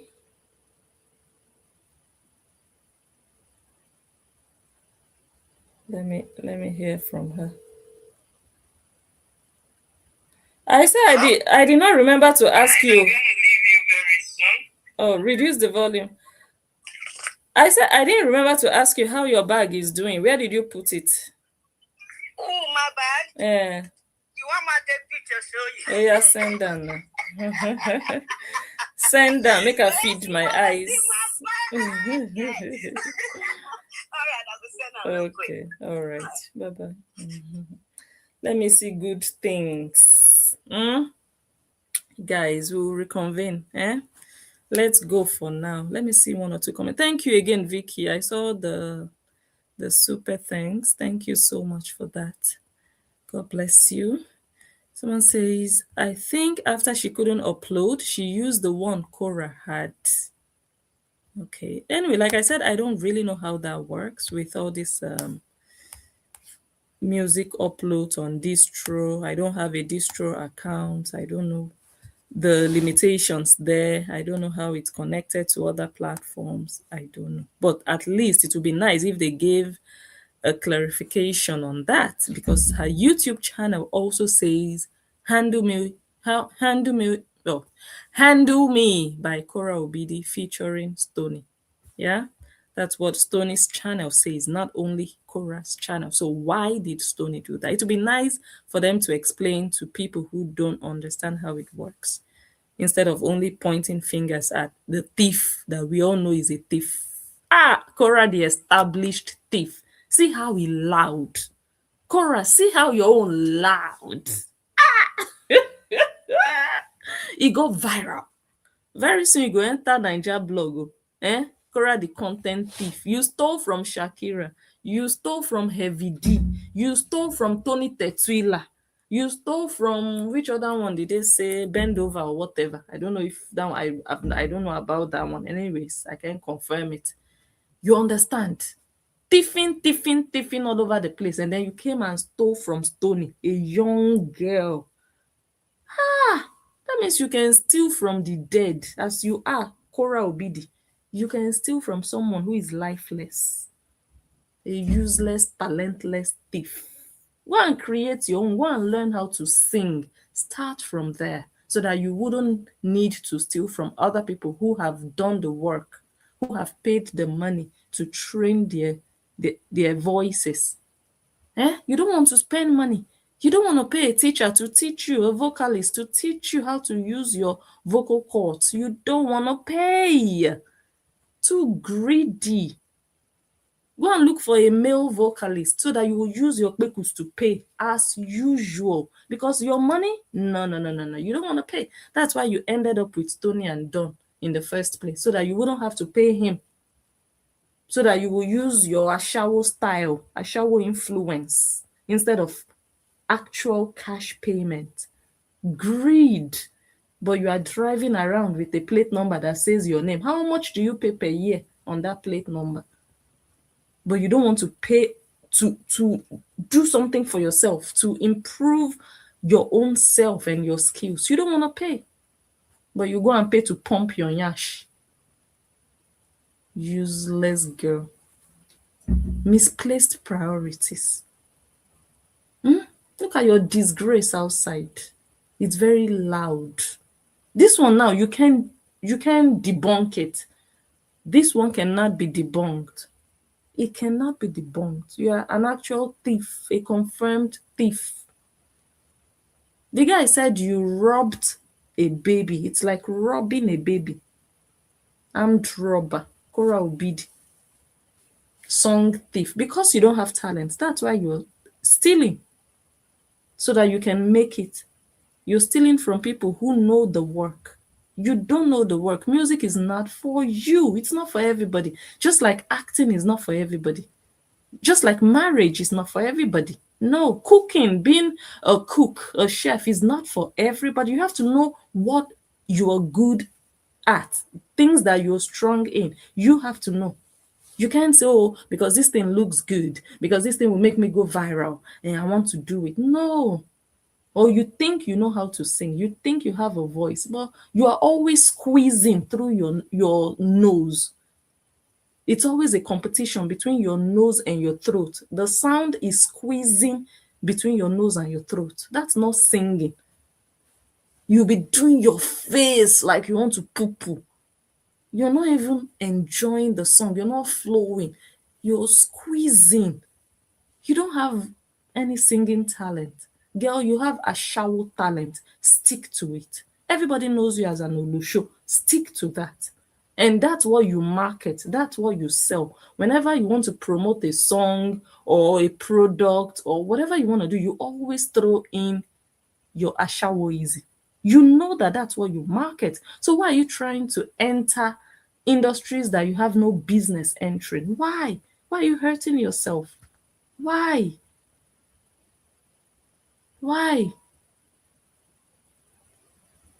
Then you end up being a thief. My goodness. And you got caught in the act. Okay, my people, let me go. Let me go and catch some sleep. Let me see. Okay. Stony just did part 1. I'm listening, but she's talking about her past, growing up, being bullied, her mental health. I thank God she's a bit stronger now. I mean, she stood there by herself, all by herself, and she spoke, and she didn't seem nervous. Okay, she might have been a bit naturally nervous, like healthily nervous, but she just spoke fluently and did her thing, and she's coming back with part 2. So these people jumping up and down, they didn't succeed in breaking her down. They didn't succeed in putting fear in her. So you can just see there is nothing they can do to anybody, even the smallest, the youngest of everybody, Stony, the newest in the game. They couldn't even hold her down. All the AI they made, all the bullying, all the body shaming, they didn't scare her away. She stood there. I was even saying maybe her father would stand with her. No, she stood there and told her story. Kora has been telling the same story for 4 years. You people did not beat her. Let Stony tell her story. Oh. Madam, talk. Shame the devil. She almost raped you, Stony. If you had given her the opportunity, Totoyos would have raped you. then you will know that she's a man. She will grab you and fold you like a chicken. She already introduced herself that she is bi. She will collect you. You are lucky that your father trained you well. Your father is not shaking stomach up and down, begging for stars. Like some people's father that we know. Thank you for the support. Oh, if not for you, what you've done for my family. Your father is not a beggar. Kora's father is begging for stars on social media. Thank God for the home training your father and your mother gave you. Your mother is not a local rebel. Your mother did not train you to go and be pretending you are poor so that people can give you their hard-earned money. So you are not the same with Olusho. You are lucky. Otherwise, you would have eaten your kpekus inside out. That's the luck you have. Thank you, guys. We'll come back here maybe the day after tomorrow. I'll see how I am. But we have our Friday meeting, which we will do tomorrow. I think we'll do that one here. Let's just keep everything here on this channel. I'm supposed to actually go live on the other channel, honestly, but I can only be let me say on one channel at a time. Yeah, so we'll come here again tomorrow. All right, guys, thank you all so much. Thank you for the calls. Thank you for the comments. If you're new here, subscribe. Yes, welcome to the family. Like the video before we go. Let me see how many likes we have. I'm so sleepy now, God, and I still have to eat too. Oh, look at the bag. Look at the bag sitting pretty. For my eyes only, oh guys, not for you guys. Nice. It's lovely. It's lovely. Nice color. It's nice. It's nice. It's nice. That's a pretty baby. Oh, that's nice. That's nice, sis. That's nice. Let me see. Okay. Thank you also. I think someone sent me something that I said I would play, but now I can't remember. Let me see. Maybe it's this one. Okay, they said I should watch from 1:15. Thank you. Let me okay, I already did. They said Nancy was talking about how she was sexually abused. Hey, I missed it though. I didn't watch it. That's the interview she did recently. I didn't watch it, guys. But this is me for you. I always say it. I'm not using it to brag. I don't watch these people. But if you tell me there is something there that is worth analyzing, yes, I will go there and watch. But I will not just watch them for the sake of watching. I don't. I honestly don't. It's not just me trying to sound proud or sound like I'm bigger or no. It's just the fact of the matter. But if you tell me, look, Blessing, go to 20 minutes. She said something. Yes, I will go there and watch. I don't forbid watching them. I'm an analyst. That's what I do. But I find them so useless. There is nothing these people are doing that I want to watch that interests me. So now that this person has sent me this one, told me where to go, I will watch. Let me go and hear how she possibly was. Anyway, she already told us about the damage and the abuse. She already told us, but let's go and hear again, so that we can remind the new people here that these useless people, it's Facebook that they want to use to clean up their dirty past. They want to use Facebook to clean up their dirty past. And they want to destroy people along the way. They want to destroy people's reputations along the way. Steal from people, lie to people, deceive people, scam people, bring down pages, make people look bad, whereas they are the bad ones. Nancy told us that time that her sister has money for a lawsuit, but her sister will not pay. You people will pay. Her sister is not going to use her money. But her sister came out crying. I don't have money. It's so expensive. I cannot afford it. Yeah, she cried, created a GoFundMe. And they believed her that she didn't have money. But her sister told them that Kora has money, but Kora will not use her money. That's what her sister said. Agama took a lawyer in America. If Agama can afford a lawyer in America, why can't a millionaire beggar liar scammer afford a lawyer? Answer that question if you really believe that, oh, we need to support her. She doesn't have money. She's just a single mother. How come she cannot pay for a lawyer, but Agama can hire a lawyer and pay? How? Ask now, ask yourself. But because she's a scammer and she's very good at it. She's very good at it. She can make you spend your last dime and you will believe she doesn't have anything. You will believe she doesn't have at all. You will go hungry. You will go to work. You will give her your money. And she will add it to her millions. And you don't even have 100. She will lie to you. Oh, I cannot afford a lawyer. But ordinary people are affording lawyers. Totoyos, you will forever be a scammer. You will forever be a thief. You will forever steal by trick. You will lie and beg to survive. And they will be calling you out every month for stealing, for scamming, for deceiving. That's what you will be known for. This is your latest reputation. Confirmed, signed, sealed, dusted. This is your latest. We've always said it though, but oh, you people are haters. Now her friends have come out to say it. These are her friends. Maybe they are no longer friends, but I was never her friend. So when I say it, they'll say, Blessing, you are jealous, you're a hater. I don't know her. I've never met her. But these people know her. Her ex-husband knows her. Her friends have come out to confirm everything we've been saying. Kora the thief. Look at your reputation. Smelling. Look at your yama life. All the evil you've done to people. This is your year to collect everything back. Everything is falling on your head. Sorrow is your portion. The way you are inside your house, sad, that sadness is dwelling with you, with those drums. As you are laying in your bed, you are hearing those drums in your ears. It's now your children you are using to cover. You are using your children as cover. They will soon go to their father. I will see what you will use. You use your nyash or the pubic hair that you didn't remember to shave. You will come and use it to cover. You're using your children to cover. The other night, I saw somebody saying to me, you said your daughter was sick. Your daughter is sick. Oh, my daughter is sick. My daughter is sick. Her body is hot. 5 minutes later, your daughter became the host of the live stream.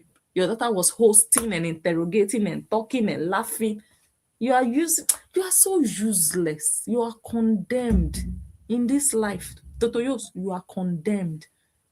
You are a shell of yourself. You're not complete. That's why you're not happy. That's why you went to Bali to be talking about Dawn and Stony. No peace, no joy. True joy. You don't have it. You are empty. You are looking for Justin. That Justin that completed you. Justin completed you. The love you never experienced growing up, Justin gave you. And now you are empty again. Bored, lonely, friendless. I'll play a video next time where you said you find it difficult to make friends. You are the problem. You are the problem. Who wants to be friends with you? Who? So that you can be using everybody all over the place. Guys, let me go. I'll talk to you all soon. Thank you for being here. Just continue to share the video. Like it for me. I didn't even remember to go and check how many likes, but just help us to like before you go. Like, subscribe, and I'll see you guys tomorrow. Love you. Have a good night. Bye.